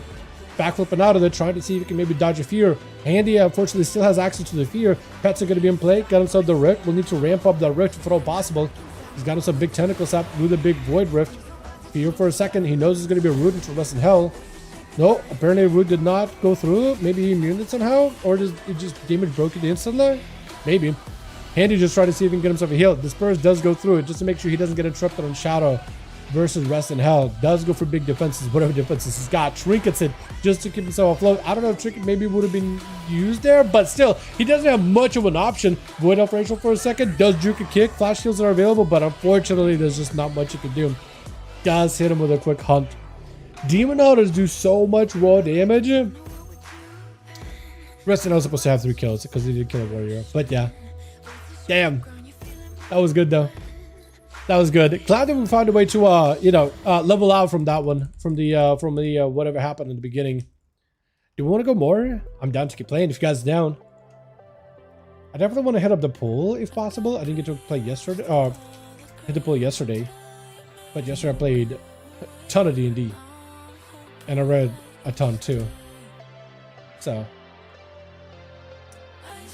day definitely needs to be the day. Bro, I went to my chiropractor because my leg is all fucked up still. I still been going pretty regularly. Johnny, let me know if you're ready. I'm down to keep going. Krager's making a group. Beautiful. Johnny, let me know if you need more or if you're ready to go. I went to my chiropractor and I've been going for like a while now. Last 6 months, if not more. Johnny needs one more. If you guys do want to join them, Krager and Johnny do have teams. They are listed. Krager under Naxxramas 10 player. Johnny under Nyalotha. But that works out. Just tap in number 5 and you'll be good. But you see the groups here. You got both of them. One is going to be under Naxxramas 10 because Krager cannot change his names. And then for Johnny, it's going to be 5-5 under Nyalotha. You guys are more than welcome to join him up. Anyway, been going for like more than 6 months, I think, at this point. My leg at some point was messed up, couldn't walk. Now I can walk. It's still not perfect. It's still not 100%. There's still some random tightness. I haven't really tried running. I'm not really sure if running is still good for me, but I'm just gonna give it like a full, more or less, pretty much a year of just constant recovery. But yeah, the other day I went to him and I missed the appointment. I was supposed to go over 2 weeks. Ended up going lapsed a week. But when I came in, he basically, the way we could tell like if I'm doing good is kind of checking the flexibility and all that on like in the good leg. And then checking the flexibility close to the foot and the ankle in the bad leg. Bad foot. Bad ankle, I guess. More ankle, but it's like really a bunch of ligaments messed up. And he's like, oh, okay, flexibility is good. And he's like, oh, actually flexibility on this one is not that good. And he does this like adjustment where he pulls it essentially out of the socket. He did it with the left one. It let out some air. Not too bad. Came out smooth. Then he did it with the bad foot and it's kind of giving me a little bit of like buzzing feeling. It was a little weird. Popped it out. Such a loud pop. I've never heard it pop that loudly. And he was like, oh, that's good. Immediately, whatever pressure and weird buzzing I felt, gone. I also have some issue, and I feel like it's more or less just of the fact that I'm sitting on a PC. That's all I do for a living. My hip alignment is always kind of messed up. So then my spine ends up having to adjust, and then it's putting pressure weirdly on my feet. So right now, basically, I'm just adjusting my spine, my neck, my hip, all that, just to make sure that we don't put additional pressure on the bad foot or the good foot, or just uneven pressure. But it was such a loud pop, dude. It was so nice though. For me, I do need to hit the pull gun. It's more like the way I think of it is more like close to physical therapy, because I can get a lot of movement out. Although the weather has also been kind of still pretty hot, dude. Also, I think the other day I said I had to replace like some car stuff. It said at some point that the gear stick shift knob was falling apart, the leather, and I got a replacement for it. Taking that bitch apart though is a whole nother story, let me tell you. I didn't realize you had to remove so much of the console, all the plastic bits, to get to like the guts of it to actually remove it. And I was just like, okay, let's try it. It's at first it's intimidating, but after you mess with it, it's like playing with Legos. The hardest part is it's all very specific Legos, so you don't want to snap any of them. Otherwise, repairs are not going to be fun. And if you make a mistake, your car may not even start.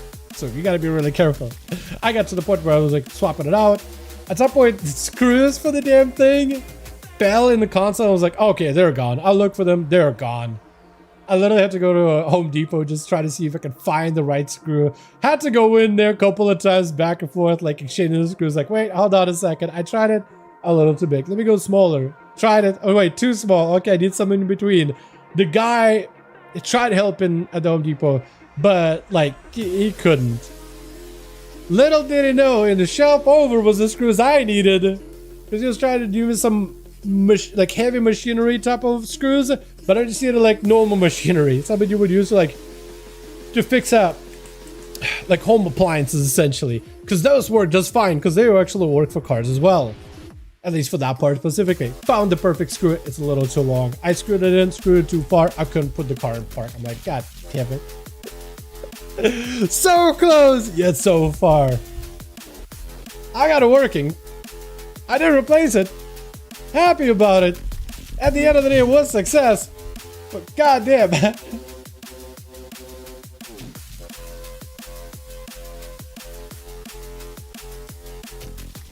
It was the one time where I got up super early, got all these things out of the way, and then I was like, man, I feel pathetic.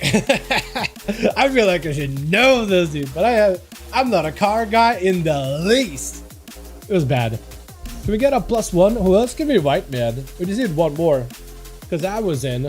Nelly, maybe? You do a random spin on the wheel in the arena we go.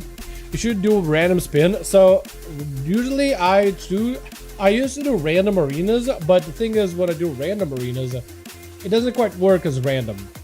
Like, actually, it doesn't work at all. It always has a very specific order.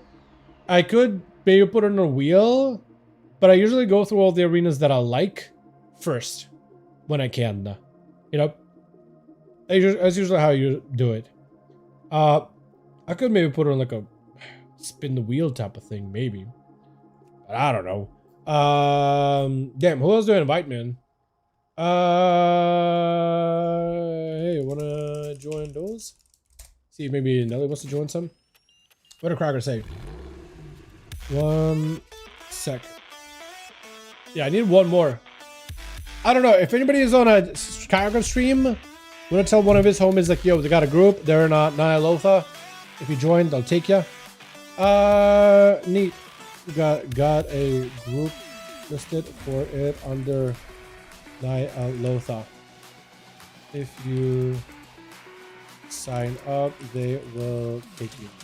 All right, Johnny. Try to see if I can get Crazy Cat in. I don't know how many more we're going to be doing of these, but I definitely want to get as many as we can. I don't know how next week is going to be, but it's going to be the final week before season 2. I wouldn't be surprised if it was a very quiet week and we didn't get too many games in. Or even none. Like, it's very, very possible.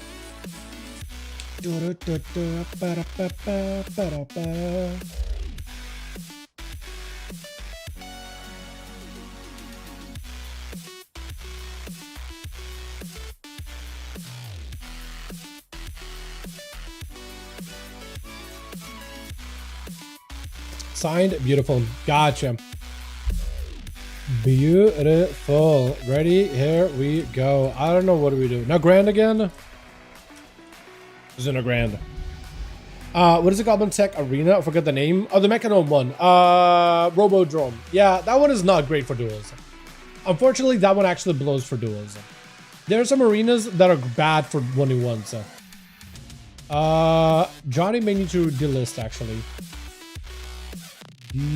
Okay, yeah, so that one's not gonna work. The grand is not gonna work. We're gonna do hook again. Yeah, all good, Johnny. You're all good, my guy. Don't you worry about it. I appreciate you for even helping out to begin with, man. I really do appreciate it. You are good.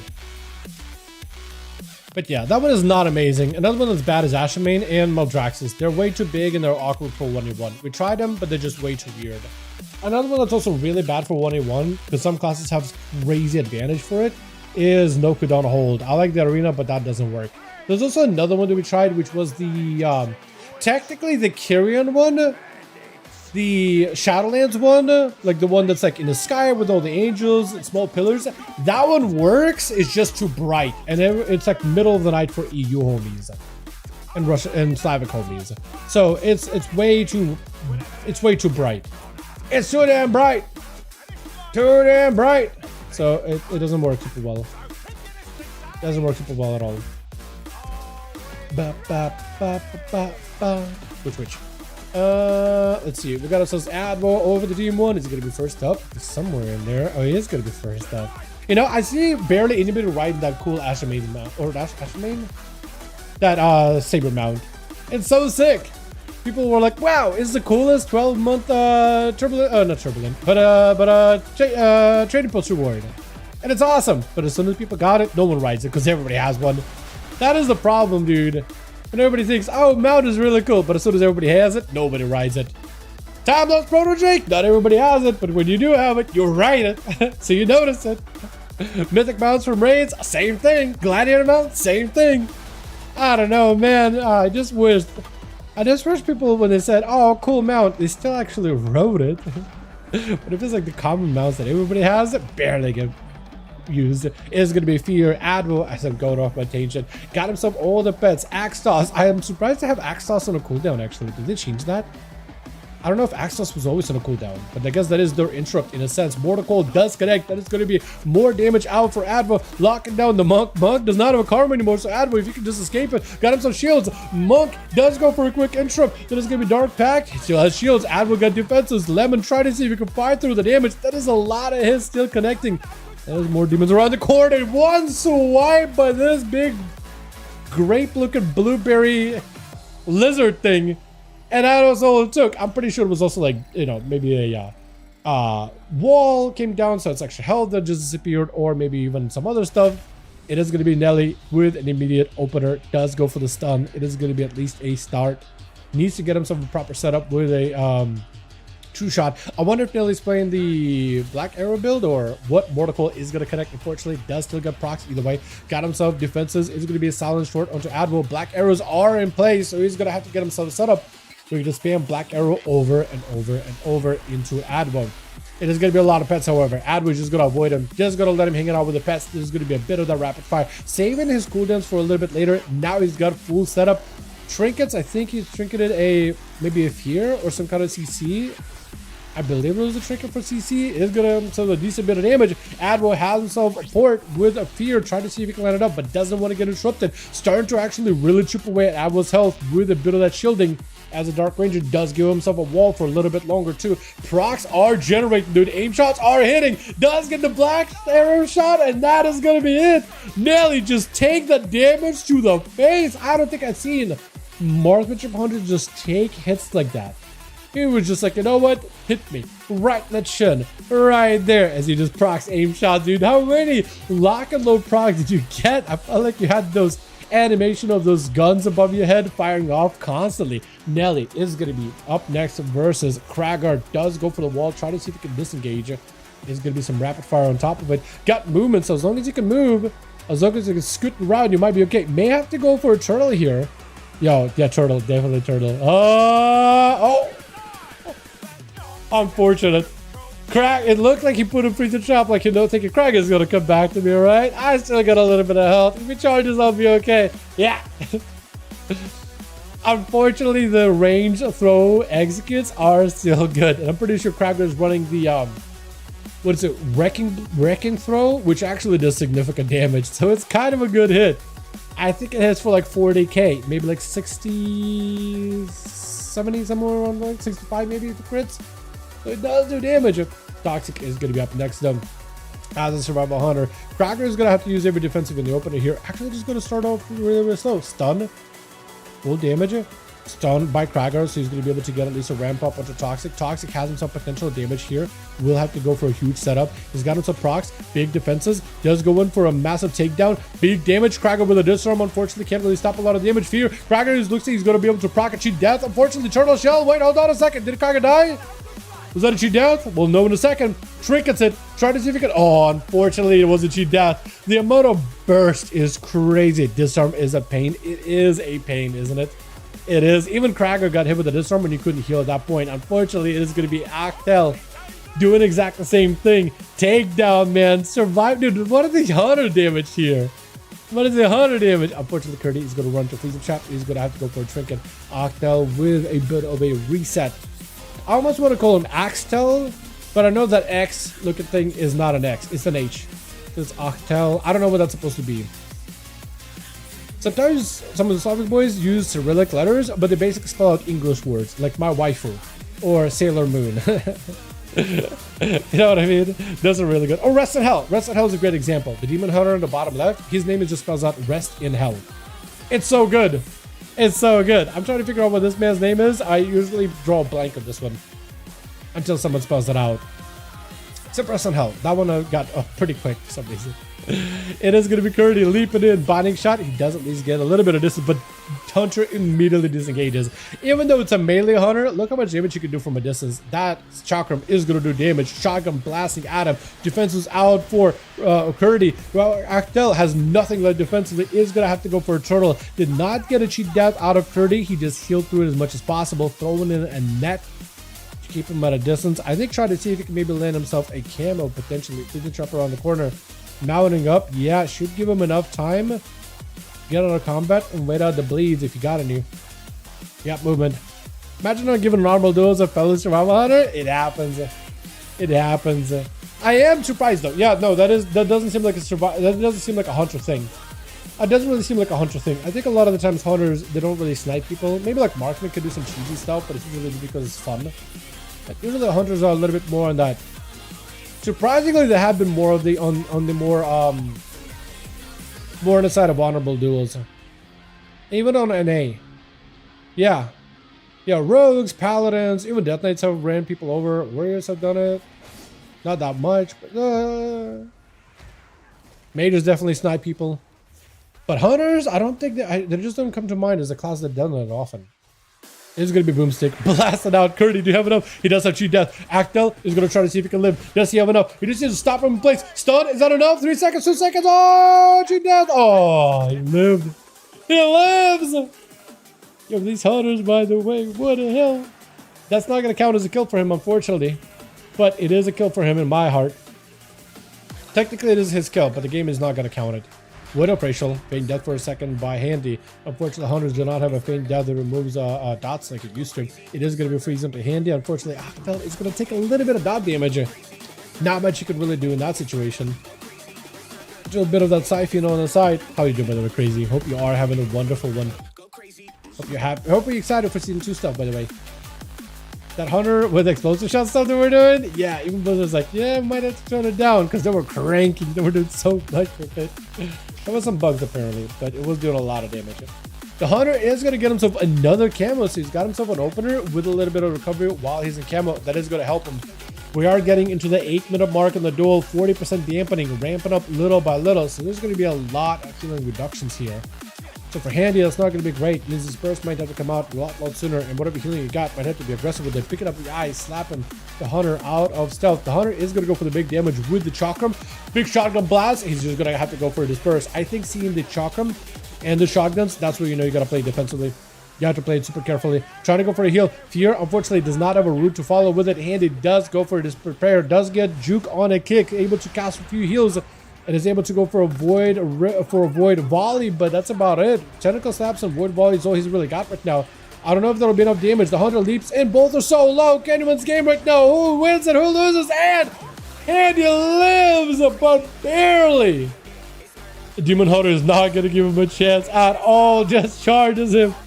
Just tackles him down. Crazy Cat does pick up one, if not two. I'm not sure. Octel picked up two for sure. And it was somebody else got more. I'm not sure. I'll need to double check it. Unfortunately, the scoreboard does not update super well when it comes to warriors. Yeah. Let's see if we can get ourselves another one going, boys, yeah? If Krager and Johnny are down, I'm down to keep playing. 5-0... What is it, 8? Nope. No, it ain't. No, it ain't. Okay, we're down for another beautiful. I don't know why I stuttered there. I thought I closed out one of the DMs that I didn't mean to. What done all the maps? What else do we run now? Do we have enough? We have enough casters, or enough classes that can use the long range for things. Let's do a 12v1. Let's do a 12v1. I think it's worth it. Hey, there's a few mages and duel videos. At first, I thought it might have been something to do with how players are selected for duels, but I want to ask anyway. Notorious, how you doing, my guy? Mages are not terrible for duels. They're just harder to play in 1v1s. They used to have self-healing while in Ice Block and through shields and through blinks and things. And mages have had their defenses stripped over time, and for 1v1s they can do okay, but they kind of have to play cheesy to win. They can maybe win like 2 or 3, but they can't go for 1v5 like they used to. They just don't have the same longevity. Season 2 might change things up a little bit because they are giving all mages even defenses. So Arcane, Fire, Frost are going to be more tankier to some degree, or rather, Frost I don't think changes in tankiness, but there's going to be more tankiness for Fire and Arcane, and new talents for both of them to make them a little better. I don't know if survivability is going to go up by that much, but it's going to be better than what it currently is. It just has not really kept up. The survivability so far has just not kept up. So yeah, so far, yeah, the mages are not terrible. They just are not insanely strong like they used to be. They used to be pretty damn good. You know what I mean? Which looks like Advo is going to be first up versus Curdy. Last time, these two have actually dueled each other, and Curdy did end up doing decent damage, actually enough to win that match altogether. Curdy does get hit with a mortal coil. Adwo is keeping him at max range the entire time. He is going to go for a fear. Unfortunately, it's going to be Zerkas out for Curdy. Instant trinket out for Adwo, leaping back in, trying to catch up with him. Unfortunately, used Zerkas already, so that Fury is going to reconnect. It is going to do full value. Big gateway, and Curdy still has all those pets attacking him. Is going to go for another gateway, using Spear just to close the gap. And Adwo is actually going to hit him with another curse. I think he hits him with that curse of weakness, the better curse of weakness. So he literally can't crit. And maybe his attacks are slower. Pretty sure. I don't think he'll be running the Tongue's curse, because then he can't really, that won't do anything. But it is a big curse in case Curdy was going to be able to engage. I think he did it in case it's going to be charged over Curdy. Then he's going to be able to mitigate his damage. But for Admiral right now, he's perfectly fine. Staying from Curdy, letting the pets do work. And unfortunately, the Wrathguard is going to have to be resummoned.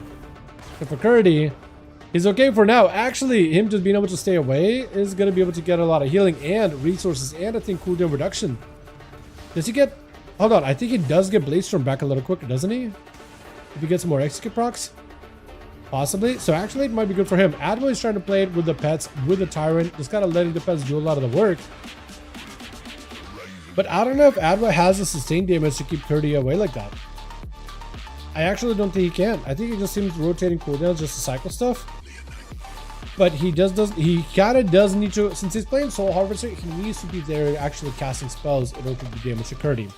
Pets are going to do good damage, but then he needs to use spells to activate the Soul Harvester mechanics to be able to do more here. So actually, I don't really know. For Curdy, this is a bit of a standstill, but for Curdy, he's just recovering cooldown, so it's fine. For Adwo, I wonder if this is giving him a better situation or a worse situation. I think great meld, actually. Majestic meld. Stopped the stun entirely. Spear is going to connect. Mortal Coil, stopping Curdy in place altogether. Curdy will use his leap. That's probably going to be gateway. Yeah, so it looks like Adwo is just going to kind of force Curdy. When he does want to engage, Adwo is just going to run circles around him. Do you have enough pets? Are they going to be enough to pressure Curdy? Curdy is taking decent damage, but his health kind of is a standstill now. It's not quite recovering, but it's not quite plummeting. And it's going to be a fresh new Felguard resummoned yet again. For Admiral right now, I do wonder if his play is still going to be the right move. This is interesting. Curdy so far has not been able to really go down just yet. I'm surprised Admiral is playing this like defensively. He's keeping his distance the entire time. Trying to go for an axe toss to get an angle onto Curdy. Finally got a good setup where he can maybe get some hits. Is going to go for a port on that Stormbolt with a trinket, having to burn it. Tyrant is in play. I'm wondering if Admiral just pushes in. I think this is where he's going to do it. Mortar Coil. Unfortunately, won't have access for a bit, but hopefully he gets some procs or two. Unfortunately, looks like he doesn't have any procs, so he's going to have to wait on until he gets some. He's only going to get procs once his demon dogs do dissipate, or if imps start falling apart, then maybe he'll get some. But while he's got decent damage, he does definitely need to get angles. Axe Toss is available. For Curdy, I do wonder if for Curdy, if it's worth just sitting back behind the pillar or chasing. Stormbolt is going to connect. No Shadow Meld for this one this time around. Adwo trying to get some cast. Looking for a juke. Does not get the juke that he's looking for. Does get interrupted. However, shields are in play. Curdy seeing the port out for Adwo. Does he have another gateway? That is a question. Does he just have another one? He's just trying to keep himself at a distance. Doesn't even have Curse of Exhaustion on him or nothing. He's just trying to see if he can stay moving. He's got speed here, I guess. He's able to keep himself afloat, sprinting away from the guy. Got more pets, axe toss to follow him. And it looks like Adwo is going to probably play this as carefully as possible. Maybe he realized that against the Fury Warrior, he's just going to be at a massive disadvantage if he just stays next to him. But I think, man, dampening is going to get only worse for him. And Curdy basically just takes no damage while behind the pillar. I wonder how this is going to go.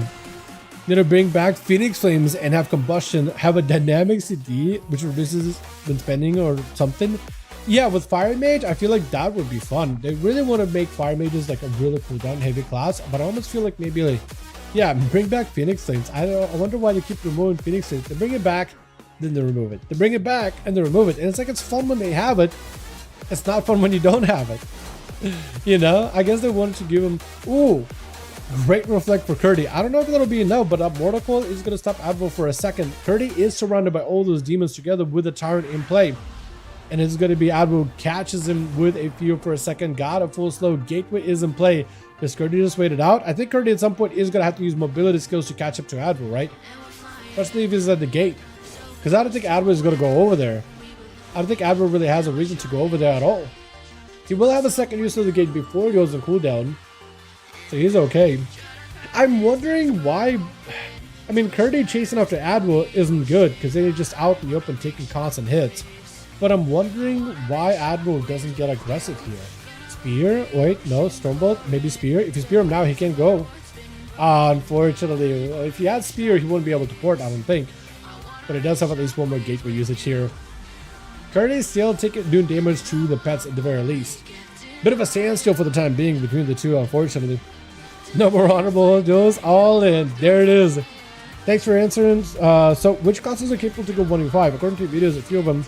Present Hell, Demon Hunter. Demon Hunter can, if you play well. Red Paladin can. Feral Druid can easily do so. This Rogue, I think those classes are probably the best at 1v1s right now. And they can definitely go for long games and get wins. Depending on how they play, right? Some classes will have to play very, very slow, very, very passive until cooldowns are up. But others maybe play super giga aggressively, but this would be the top. Yeah, maybe Warlocks can. I know that Warlocks might be also in that list. Curdy got full burst, ready to go, and yet again, after Adwo was able to get all those demons from Antorus, just sending them all out, surrounding Curdy. Now he's stuck in place. He does have a spear. Unfortunately, can't leave it immediately. Shot him out for just a second. Trinket out. Well used by Adwo. And Adwo might be actually in a bit of trouble. Looks at Curdy. Finally able to start capitalizing. Massive executes are connecting. Just needs one good hit. Does Adwo bleed on him? Warlock Hellstone. Last second. Mortal Coil connects with Curdy. Does Curdy have any more mobility? I don't know if he does. He may not. Curdy, though, was able to get decent damage on Adwo. Maybe that explains why Adwo played is super, super careful, because Curdy, if he gets any time on Adwo, it is going to be trouble. That explains it. Adwo has to play this carefully. Otherwise, I feel like he's just walking into a situation where there's zero chance for victory. Curdy, unfortunately, getting constantly slowed by these pets. At the very least, there's no succubus slowing him down constantly, like by 50%, so he at least has some movement, but you can see Adwo, he ain't slow. He's got a speed set. All the chance for speed gear he's got. He got him. Is going to be defensives out for Adwo. Taking huge hits. Is going to go for gateway. Let's see how bleeds on him. May have like the slightest of bleeds. Is going to be, oh, mortal coil trinket. Let's see if a leap. Let's go to have a leap. He wants it, dude. He smells blood in the water. He smells the victory. If current Adwo can't even go for a heal anymore. He does have a Warlock House and just to barely recover some health. Currently just needs some kind of bit of movement. Just a little bit of movement. Just a little bit of movement. That or like a leap with a charge around the corner. Actually doesn't, no leap with a charge. He needs a leap with a reflect in case Adwo hits him with a mortal coil. That's what he needs. That's ideally what he needs. Adwo's trying to be very, very careful. Will he do it? Reflect. Reflect, reflect. Oh, Stormbolt before it connects. Reflect now. You have to reflect it. You have to reflect the fear. He did reflect. He did reflect. Adwo was waiting until he could mortal coil later. Port did not get a port. Does he get a mortal coil? Mortal coil connects. Adwo tried to get a cast over too. You have a spear? You do. I don't have a spear anymore. You have a leap or was that a spear? Oh, one more hit. One more hit. Oh, Adwo! Oh, Curdy. 8-minute match, but Curdy was not going to give him a chance with Octel. The survival hunter charges out immediately. Curdy is going to have that cheat death proc and instantly. Nothing you could do. Leaping around the corner. Freezing trap. Unfortunately, you got put on ice, friend. Yeah. Damn. That was such a long match. I was thinking for a second, like, is Adwo playing super careful because he wants to go for 1v5?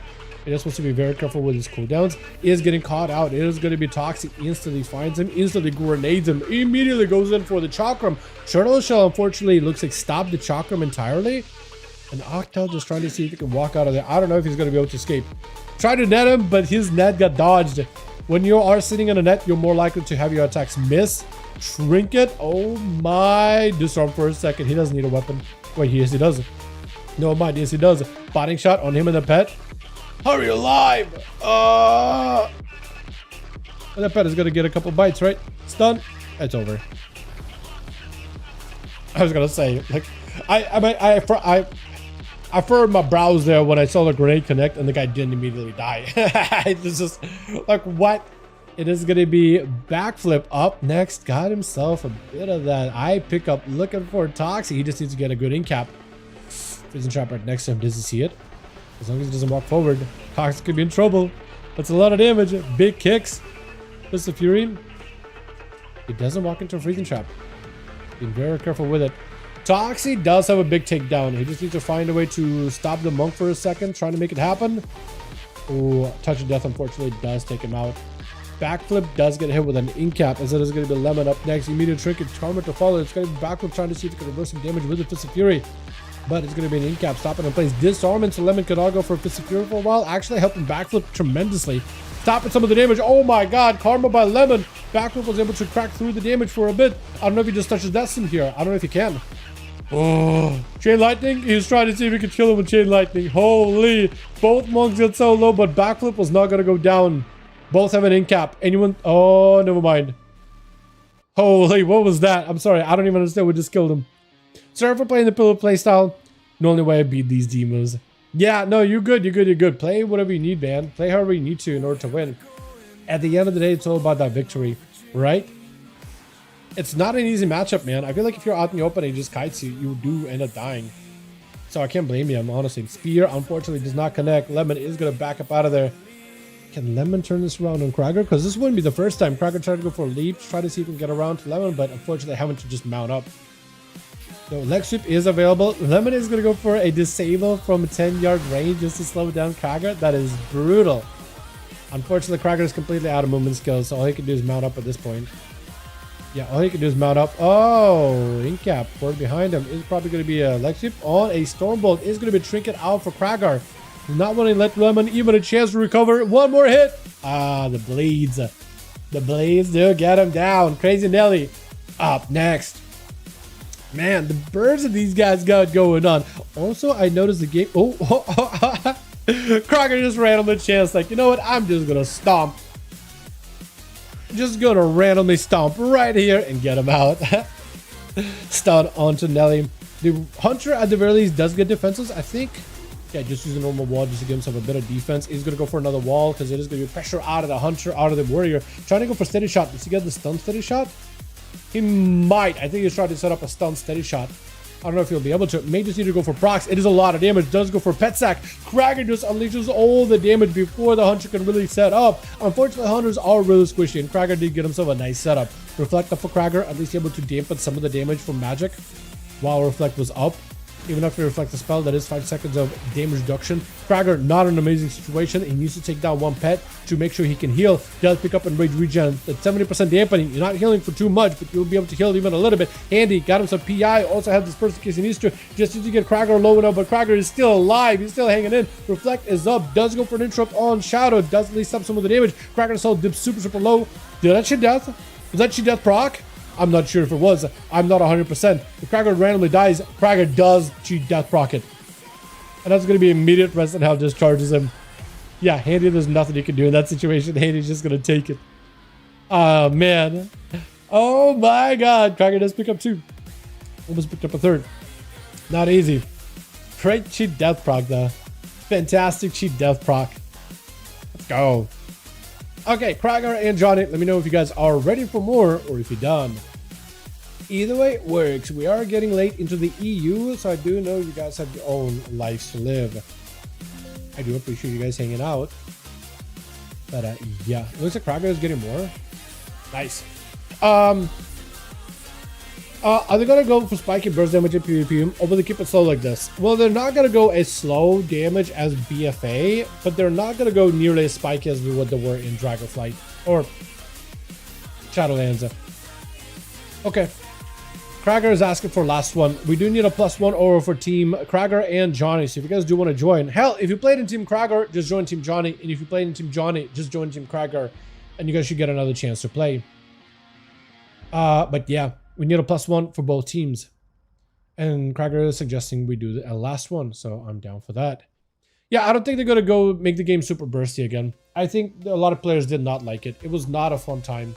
Shadowlands was a weird time, and a lot of people hated the PvP of Shadowlands just for those reasons. There was weird scaling things and gear discrepancies and bursts where you could just die in like 0.5 seconds. Like a lot of people did not enjoy it. It was a weird time. Like people complained about it, but I felt like participation was kind of high. I don't know if that's true. Shadowlands participation in general as an expansion was low. I can't say for certain. They're probably gonna try to make sure things are never slow, but they're never gonna allow it to be bursty.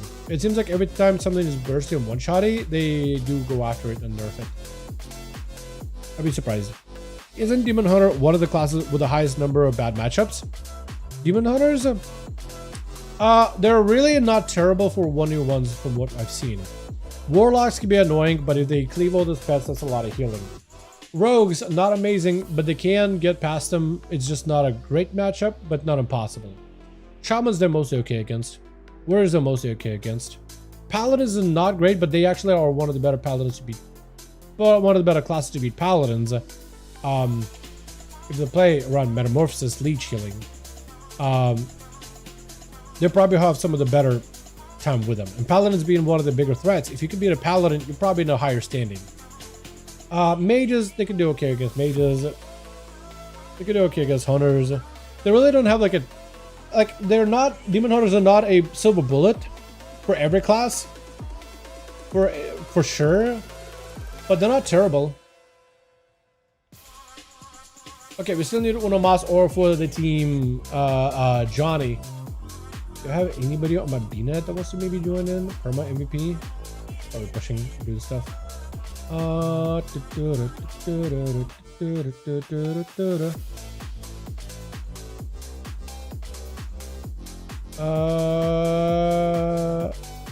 just leveling. I'll just let him do his own thing. Yeah, we need Uno Mas. How are workers in PvP? Not well in group PvP, like in solo battlegrounds and BG Blitz and solo shuffle. Their damage is really good. Yeah, they can do a lot of damage. They're actually very effective. As long as they don't need to heal themselves, they're very strong. They're actually pretty good. They're actually not terrible. Especially healer evokers are really good, at least right now. I don't know if that will be next season. Probably still really good, but right now they're really good. So evokers are okay. They're just not great in 1v1. They're great in BG Blitz because they can just do Giga AoE. The beam can focus people down pretty well. They can do Giga AoE with a breath ability. Like, they're very effective. But the most it would be there for just for raw damage. That wouldn't play objectives super well, but just damage, really good. Healer's also really good. AUG is weird, but playable. It works. You know, to be fair, I'd rather have spiky damage, lol. It makes PvP a lot more enjoyable. Yeah, spiky damage is fine, but the problem is a lot of players do not enjoy the ability of like, you see a rogue and then 0.2 seconds you're dead. They don't like the idea that you have to have the reaction time of a god to immediately press a trinket, immediately press a wall as soon as a rogue presses a cheap shot on you. They think like you should be able to have a rogue press cheap shot, and then you need to assess, okay, is this dangerous? Does a rogue have a lot of buffs? Like, it needs a second for your brain to figure it out. But when you get cheap shotted and then you're dead literally next second, it just means like you basically just like have to have a trigger finger ready, and as soon as you press a button, you press your button. So it all comes down to, it basically is like you have a finger, you have a hand on a buzzer. Whenever presses buzzer first wins, right? You gotta wait until it lights up. Who presses first wins. And at that point, it's just like, it might as well be a coin flip. It doesn't feel like you actually get cheap shotted, and then you assess the rogue, and then you take action to counter the rogue. It doesn't mean they make a move. They make a move, you make a counter. They make another move, you make another counter. Where it's like you actually use a strategy to adapt to the situation. It feels more or less like, hit the buzzer as quick as you can. Oh, you didn't hit it fast enough? You're dead. Sucks to suck. A lot of players didn't feel like that was really skillful because they didn't feel like, well, I didn't get to play my class entirely. I didn't get to respond to the situation. I didn't take in what's going on. It's more about just like reaction time. You know? Yeah. Now, should I be a Dragon Tamer or Dragon Tamer Warrior? Dragon Tamer Hunter or Dragon Tamer Warrior? I don't know which one. I have no idea. I have not tried the Dragon Tamer class at all. I have no clue. That's one I need to mess around with. I did get a bunch of mods for like all the new classes in BG3 just for fun. I was gonna swap my party to it, but I decided to stick with Warcraft classes for my honor run, just because I'm familiar with those. Death Knight is kind of OP. Demon Hunter's OP. Evoker is really strong. And then there's what? The Mage, still really good. I switched back to Arcane. It's really good support. Gale as Arcane Mage is really good support. But yeah. I need to mess around with that one. But I was going to do a full new run. I was going to do a run with my twin, just so we could try new classes entirely. Just to see what the mechanics and all these things are. There should definitely be a room for counterplay to avoid being one-shot. Yeah. Yeah. You need to give enough breathing room where you don't just like immediately... It's not just a reaction-based game. Right? Because then at that point, it doesn't feel like you actually get to play the game or use your skill or use your brain. It's more just about like it's just a reaction time. And in some games like Call of Duty, like CSGO, right? You're peeking a corner and you see a guy pop up, reaction time, shoot him. That game, that's what the game is all about. It's about positioning, it's about reaction time, it's about accuracy. It's about making those moves and thinking ahead, planning ahead, adapting to different situations. But in WoW, it's an RPG. It's an RPG. And most RPGs are enjoyed when they are a little bit slowed down so you actually can think about your moves. And smart decisions result in fantastic gameplay and great moves. So while it isn't like an RPG like Baldur's Gate where you literally take a turn and the next person takes a turn and the next person takes their turn, WoW still started with those D&D type of like origins where there needs to be strategy involved when you play your class, when you play your character. And yeah, they just got a lot of feedback regarding that, and you know, so I can see that angle. Everyone forgot, but yeah, I mean, yeah, just not a lot of people enjoyed just being one shot without any chance to respond. Turns out people don't like that. Not really. Who else can I invite, man? I feel like all the dudes that I have are mostly PvE homies. Unless Hawaiian wants to join. Hey, join Duels? I mean, I'll ask. Pretty sure Hawaiian just must be you guy.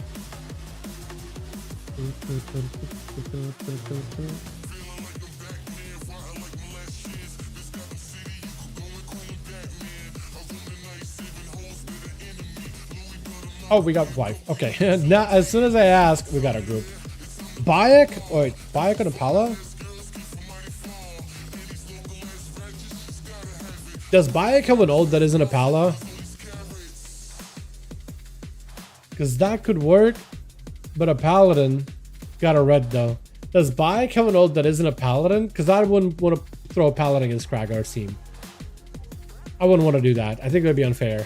Because we decided no paladins and adding a paladin probably is not a good idea. Does he have an ult? Does he have an ult? I'd feel bad throwing team. Sadly I don't. Oh man. Yeah, I feel bad throwing a paladin in a Krager team because we decided no palas. Thanks for host from his brother kept the stream. I kept the dream alive. What's up, Dharma? How you doing, man? I'm out. We should ban Subrogue, Demolock, have a DH for Ultimate if we ban Ret. I mean, there is always.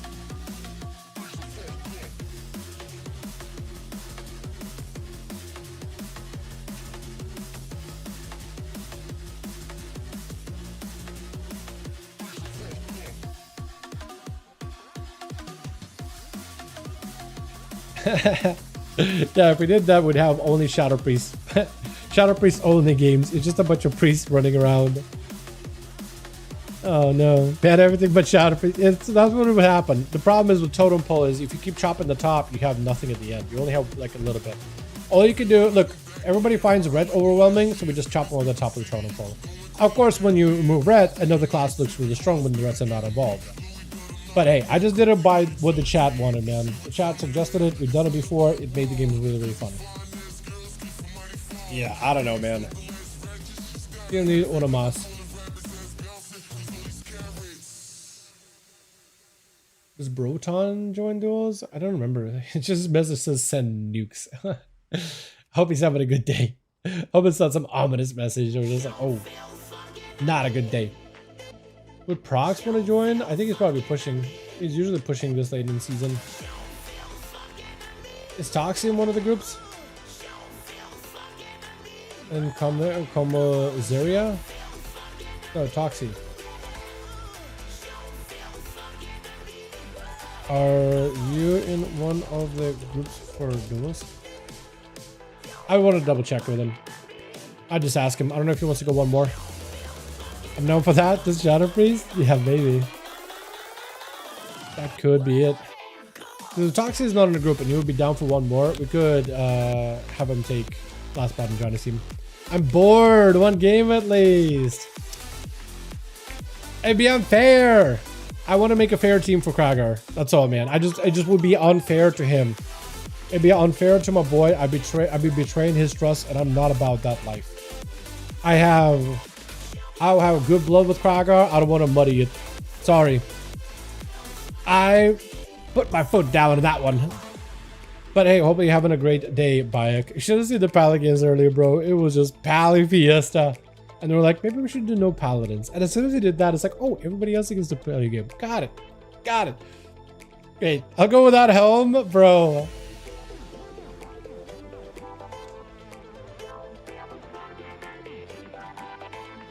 I drink way too much water. Holy. Did I spill anything? Bro.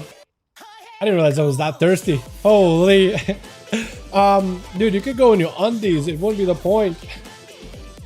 Wouldn't be a point. We'll give it a second. If we don't get anybody, we'll just probably call it. I think it'll be fine. I think it'll be fine. Put Bayek on the other team and him go first. Wait, you think you can be in a red paladin? You can one-shot a red pally? I mean, if you think you can.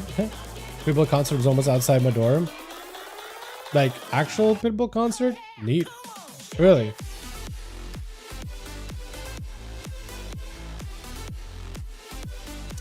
I feel like Pitbull has always been around for like ages. His music is something you hear constantly on radio.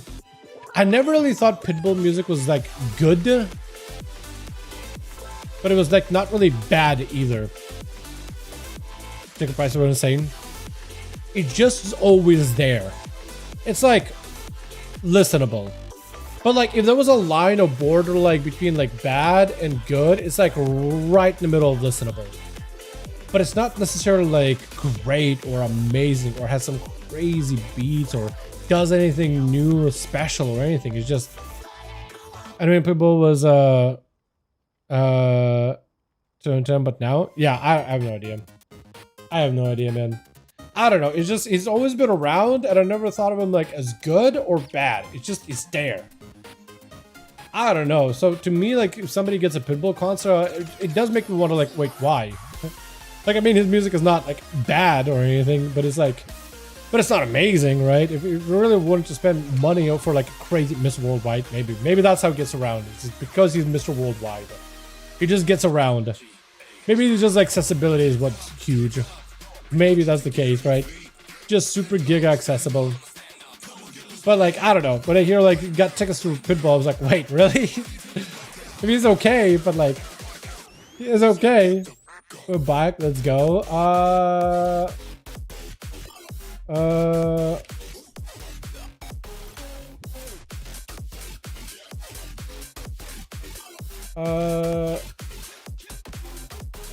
I'll let Cracker know. I'll let Cracker know. They said we can go one more, but they got a Paladin. Maybe Cracker will be like, F it, just send it. Davai. He said Davai. Okay. Okay. Johnny, deal list, and we'll be good. Deal list from LFG, and we'll send it. Cracker's okay with it. I got permission from Cracker. I got permission. What am I gonna send you guys? Nagrand. We'll go Nagrand. It's like the most like good or best arena for duels. I got permission. I sound like a good boy, dude. I sound like a good boy scout. I sound like a real teacher's pet. God damn. Nah. If Cracker is aware there's a Paladin, then they'll make some changes and adjustments or whatever. How the country went to his concert, but I mean, why? Look, people do listen to him. His concerts apparently are selling. I do wonder why, because I guess I just don't get it, right? I personally don't get it. It's like not bad music. It's like listenable, but it's like not quite in the good, not quite crossing good, not quite crossing catchy, or has a good beat or good lyrics. You know, it just stuff that plays on radio that you tune out, and it's not offensive. Not offensive enough to like want to skip or switch station, but it's not enough to make you like want to go out and buy the CD. I guess I'm giving my age out here, aren't I? You know what I mean? I'll buy a concert ticket. You know, maybe, I don't know, man. Maybe there's just nothing else going on. I feel like I'm just slandering for no reason at this point. Crazy Nelly off the bat versus backflip as a Monkus is going to try to see if he can get himself an ankle. Hiding behind the pillar out of the middle is probably the best place. Does he see the freezing trap? I don't know if he did. If he didn't, he does see it now. It's going to be an opener by the Monk off the bat. Big damage. Didn't go for the full burst just yet. He knows it's going to be Lexi. Got himself a pet sack with a wall ahead of it. So it's actually got lots of defenses right now. Now they have to go for a bit of a heal immediately. It's going to be some more defense. Karma insta. He'll have to play defensive. May just need to go for Turtle here, honestly. Unless he can escape. Freezing trap. Stops him. Ah, got some movement. Got some distance. He still got burst. Like real burst. If he can go for a stun. Stun, big burst, maybe. Disarm, unfortunately, he's gone. Ah, it's unfortunate, dude. Once he finally got burst, instant disarm. Monk is the only class, I'm pretty sure, to be able to Shadow Priest too, that has a ranged disarm, and it's actually so strong. Cooldowns? Nope. Nah, you ain't hitting me. You ain't doing damage. That's so unfortunate. Immediately backflip is gonna get assaulted by Lemon. I hate disarm, dude. It's so strong. Marksman is all about using the weapon to do the biggest damage, but as soon as you remove the weapon, it's gone. It is the worst. That is the one class that I think is like, of course, melee use the weapon to do damage, but I feel like a lot of melees don't have like that immediate burst. They usually have like a long burst. It's like disarm. Okay, I wait for a second. I'll go in. Hunters, all the damage from the weapon. Disarm him, all damage gone. Touched down by a Lemon as he pushes the offensive with Rusted Hell. I don't even know if he connected with his hit. If he has himself a big glaive, the purple glaive, then definitely at least the Haunt does activate his glaive effect. Is going to go for multiple hits with damage. Lemon trying to see if he can avoid him. Is going to be able to create some distance away. Trying to go for those Vivifys before dampening gets super high. So at least he can recover some health. Rest in hell. Charges in, Incap, Insta, Lemon. Back it up out of there. Got himself movement with more healing. He's actually allowed to use Vivifys to catch up in health. I am amazed. He's actually given that opportunity. He's given himself that opportunity, really. Sigil Misery. Oh, just the corner of it barely connects. That Sigil is definitely, like, it hits hard. It hits further than it's supposed to, I feel like. Like the actual like Sigil, that AoE effect is actually wider. I feel like maybe they should expand the sigil to match the effectiveness though. I feel like that would probably be a little better. You know what I mean? It's going to be in cap. Does Lemon have a setup? He does have at least damage, but it's going to be big lances. Unfortunately, he was able to roll out of it fast enough. Rest in Hell did lose sight of him, which is super unfortunate. Going to be charged around the corner. Lemon still going for Vivify. He's able to get a decent bit of healing. Rest in Hell able to get past the Ring of Peace, but is unable to really stay on top of the hunt. Monk does get himself the hunt available. They're going to be able to get the angles. This needs a good setup. Glaives for the slow. Glaives for more slow. Does get himself a quick charge. Hunt is gonna almost connected, but he rooted him. He rooted him in place. He actually went for disable twice to make sure he's rooted, so he does not get to go for a proper hunt. He's gonna pick up a little bit of damage though. Glaive hit is gonna connect. Again is gonna be the Hunt, unable to reach him at all. Stun. Does he get to go for a setup now? He needs to get the Hunt going. Now it's going to be big karma. Trying to see if he can reverse the damage. The Hunt finally does hit the mark. And it's going to be Fist of Fury slowing him down for a bit. Lemon trying to get Rest in Hell low enough to go for that touch of death. I don't know if he'll be able to. Big damage onto the Monk. Trying to see if he can separate. And Rest in Hell does have movement. As long as he got them glides and foul rushes, he should be able to get around pretty easily. It's actually going to double jump just to make sure he's saving that movement. In cap is going to stop him in place. Leg sweep in 15 seconds. It's going to be a route onto Rest in Hell disarm, but he has access to I-beam. If he backflips out of there, he regains his glaives either way. It's going to be a big Fist of Fury. Can't stop the damage for a bit. Imprison for a second doesn't stop the parry. Able to get himself the damage yet. Back to back. 1 second on a leg sweep with full burst. Rest in Hell will not have a trinket for this. I think Rest in Hell realizes the position he's in. He needs 15 seconds on the trinket. Because next leg sweep with full burst is going to be the end of him. He knows it. He realizes it. It's going to be a tough matchup. So he is actually going to go for a full reset behind the pillar. Darkness down? I don't think he meant to use darkness. I don't think he meant to use darkness. That's unfortunate. He's going to backflip immediately in case in-cap hits him.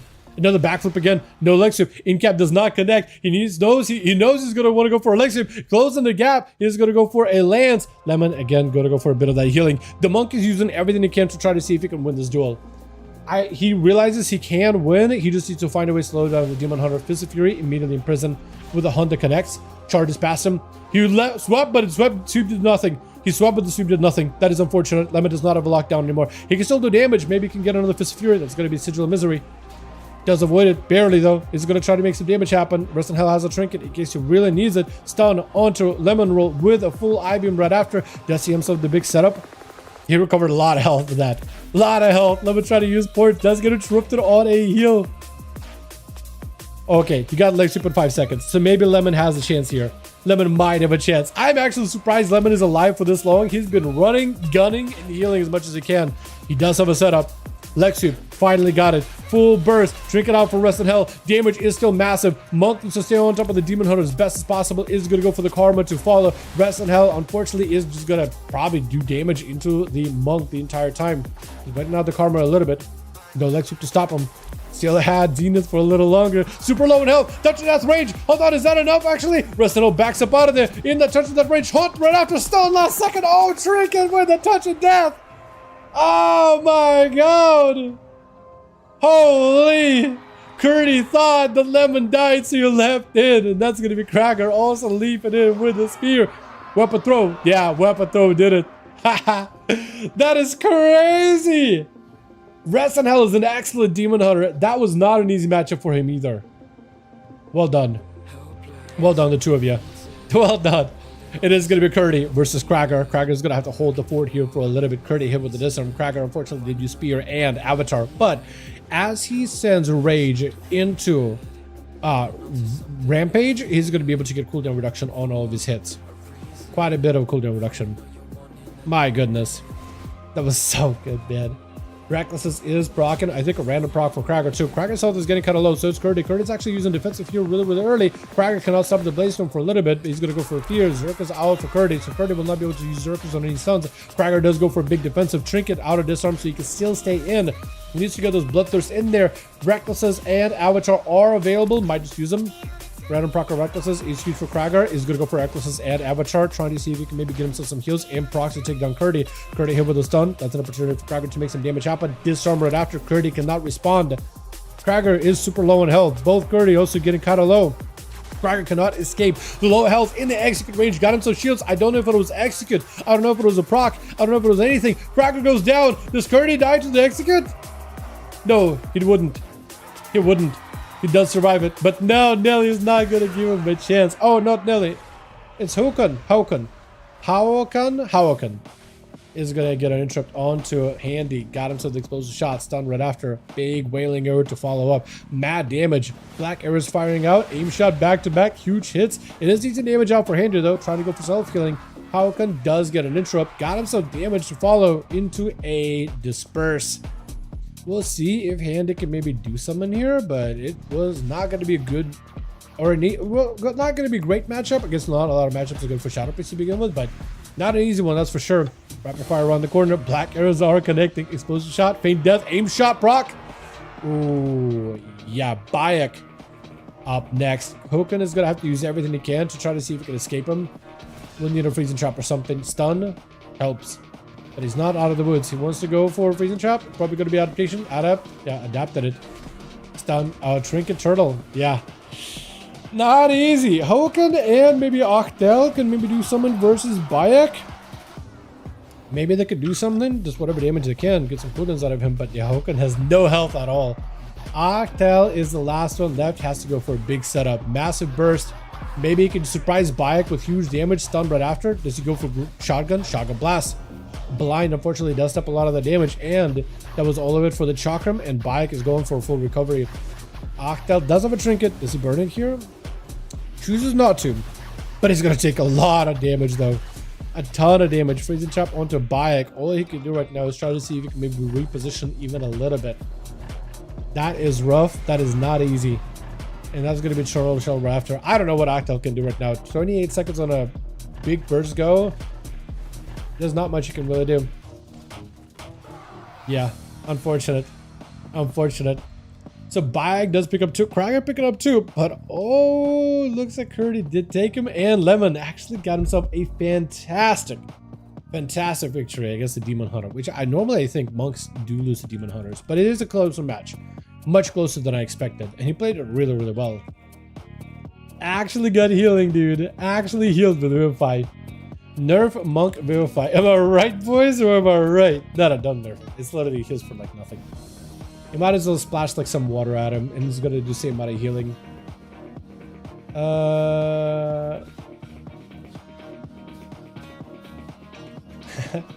Perfect. Hell yeah. Alrighty, boys. Those were our games for the night. I'm new to WoW. I was thinking about trying a Demon Hunter. Watching the videos gave me impression that the Demon Hunters are a pretty simple class. With like one way to play, no real outplay potential. So I doubt about it, correct me if I'm wrong. No, Demon Hunters are for what, PvE or PvP, they have a nuance to them. I mean, the new Devourer is a little bit simpler in terms of the abilities you press, but it doesn't mean that it's all of a sudden easy and a free class to play. It's not walk in the park. Especially in PvP, like movement, positionals, all those things do matter. Being able to get stars in PvE content without any movement issues matters. Being able to land backflips in PvP to immune CC also matters, and timing the cooldowns is very, very important. You are a caster, so you have to deal with interrupts from enemy players in PvP, for instance, and also casts and interruptions from PvE, which happens occasionally, but not as often. So you do have nuance. It is easier to pick up. It is much easier in terms of actual damage and play. You're just spamming a handful of buttons. Consume, reap when you got a proc, usually when it glows, I-beam whenever it's available, and you meta as often as possible. And your meta, you're spamming the same buttons, you're just throwing in stars. So it's all about like maintaining resources, just watching for that numby. Once the numby hits 30, close to 30, send a star. That's it. There's like a simple priority order. Like 5 base abilities, you have a priority for damage abilities, but like there's more nuance to it. And that's pretty much every class. Maybe like Beast Mastery I could see, like, you know, you do damage from range, you have mobility, you can cast the entire time without any cast. Instant casting, so you know, got constant movement while doing your full DPS. But then with the Hunters it ends up being like, how do you manage your cooldowns? How do you time them? Because they're all about pressing defensives, because they don't live. Where other classes can just not press a defensive and they'll survive. But Hunters have to press a defensive. You know what I mean? GG and lads, I appreciate you boys. GG Crazy Caddy. I need to get back to these episodes. Yeah, man. Yeah, if you miss any of these, we do have them as videos separately on the channel. GG for letting me join. Yeah, next week, yeah, come back in early. Well, let the paladins in. Oh, we just ended.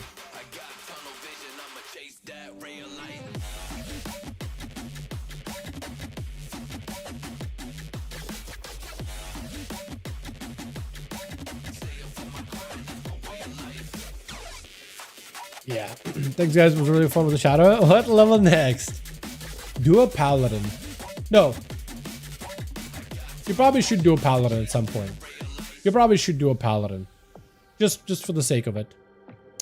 What would be fun? That's good. You have a rogue already. You have a devourer. You have demon hunter. You have a shadow priest. You have a hunter.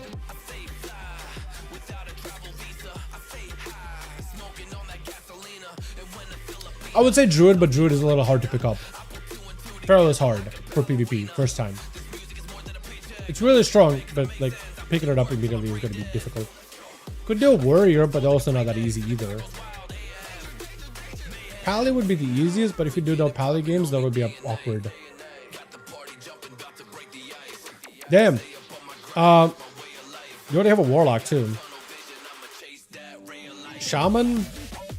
I think if you're playing enhancement shaman and you press ascendant and you do big damage, that's not easy either. But it's kind of like, yeah, maybe shaman. Yeah, I would worry just to gear it up and learn. Ah, okay. Yeah, if you want to do something, I say shaman.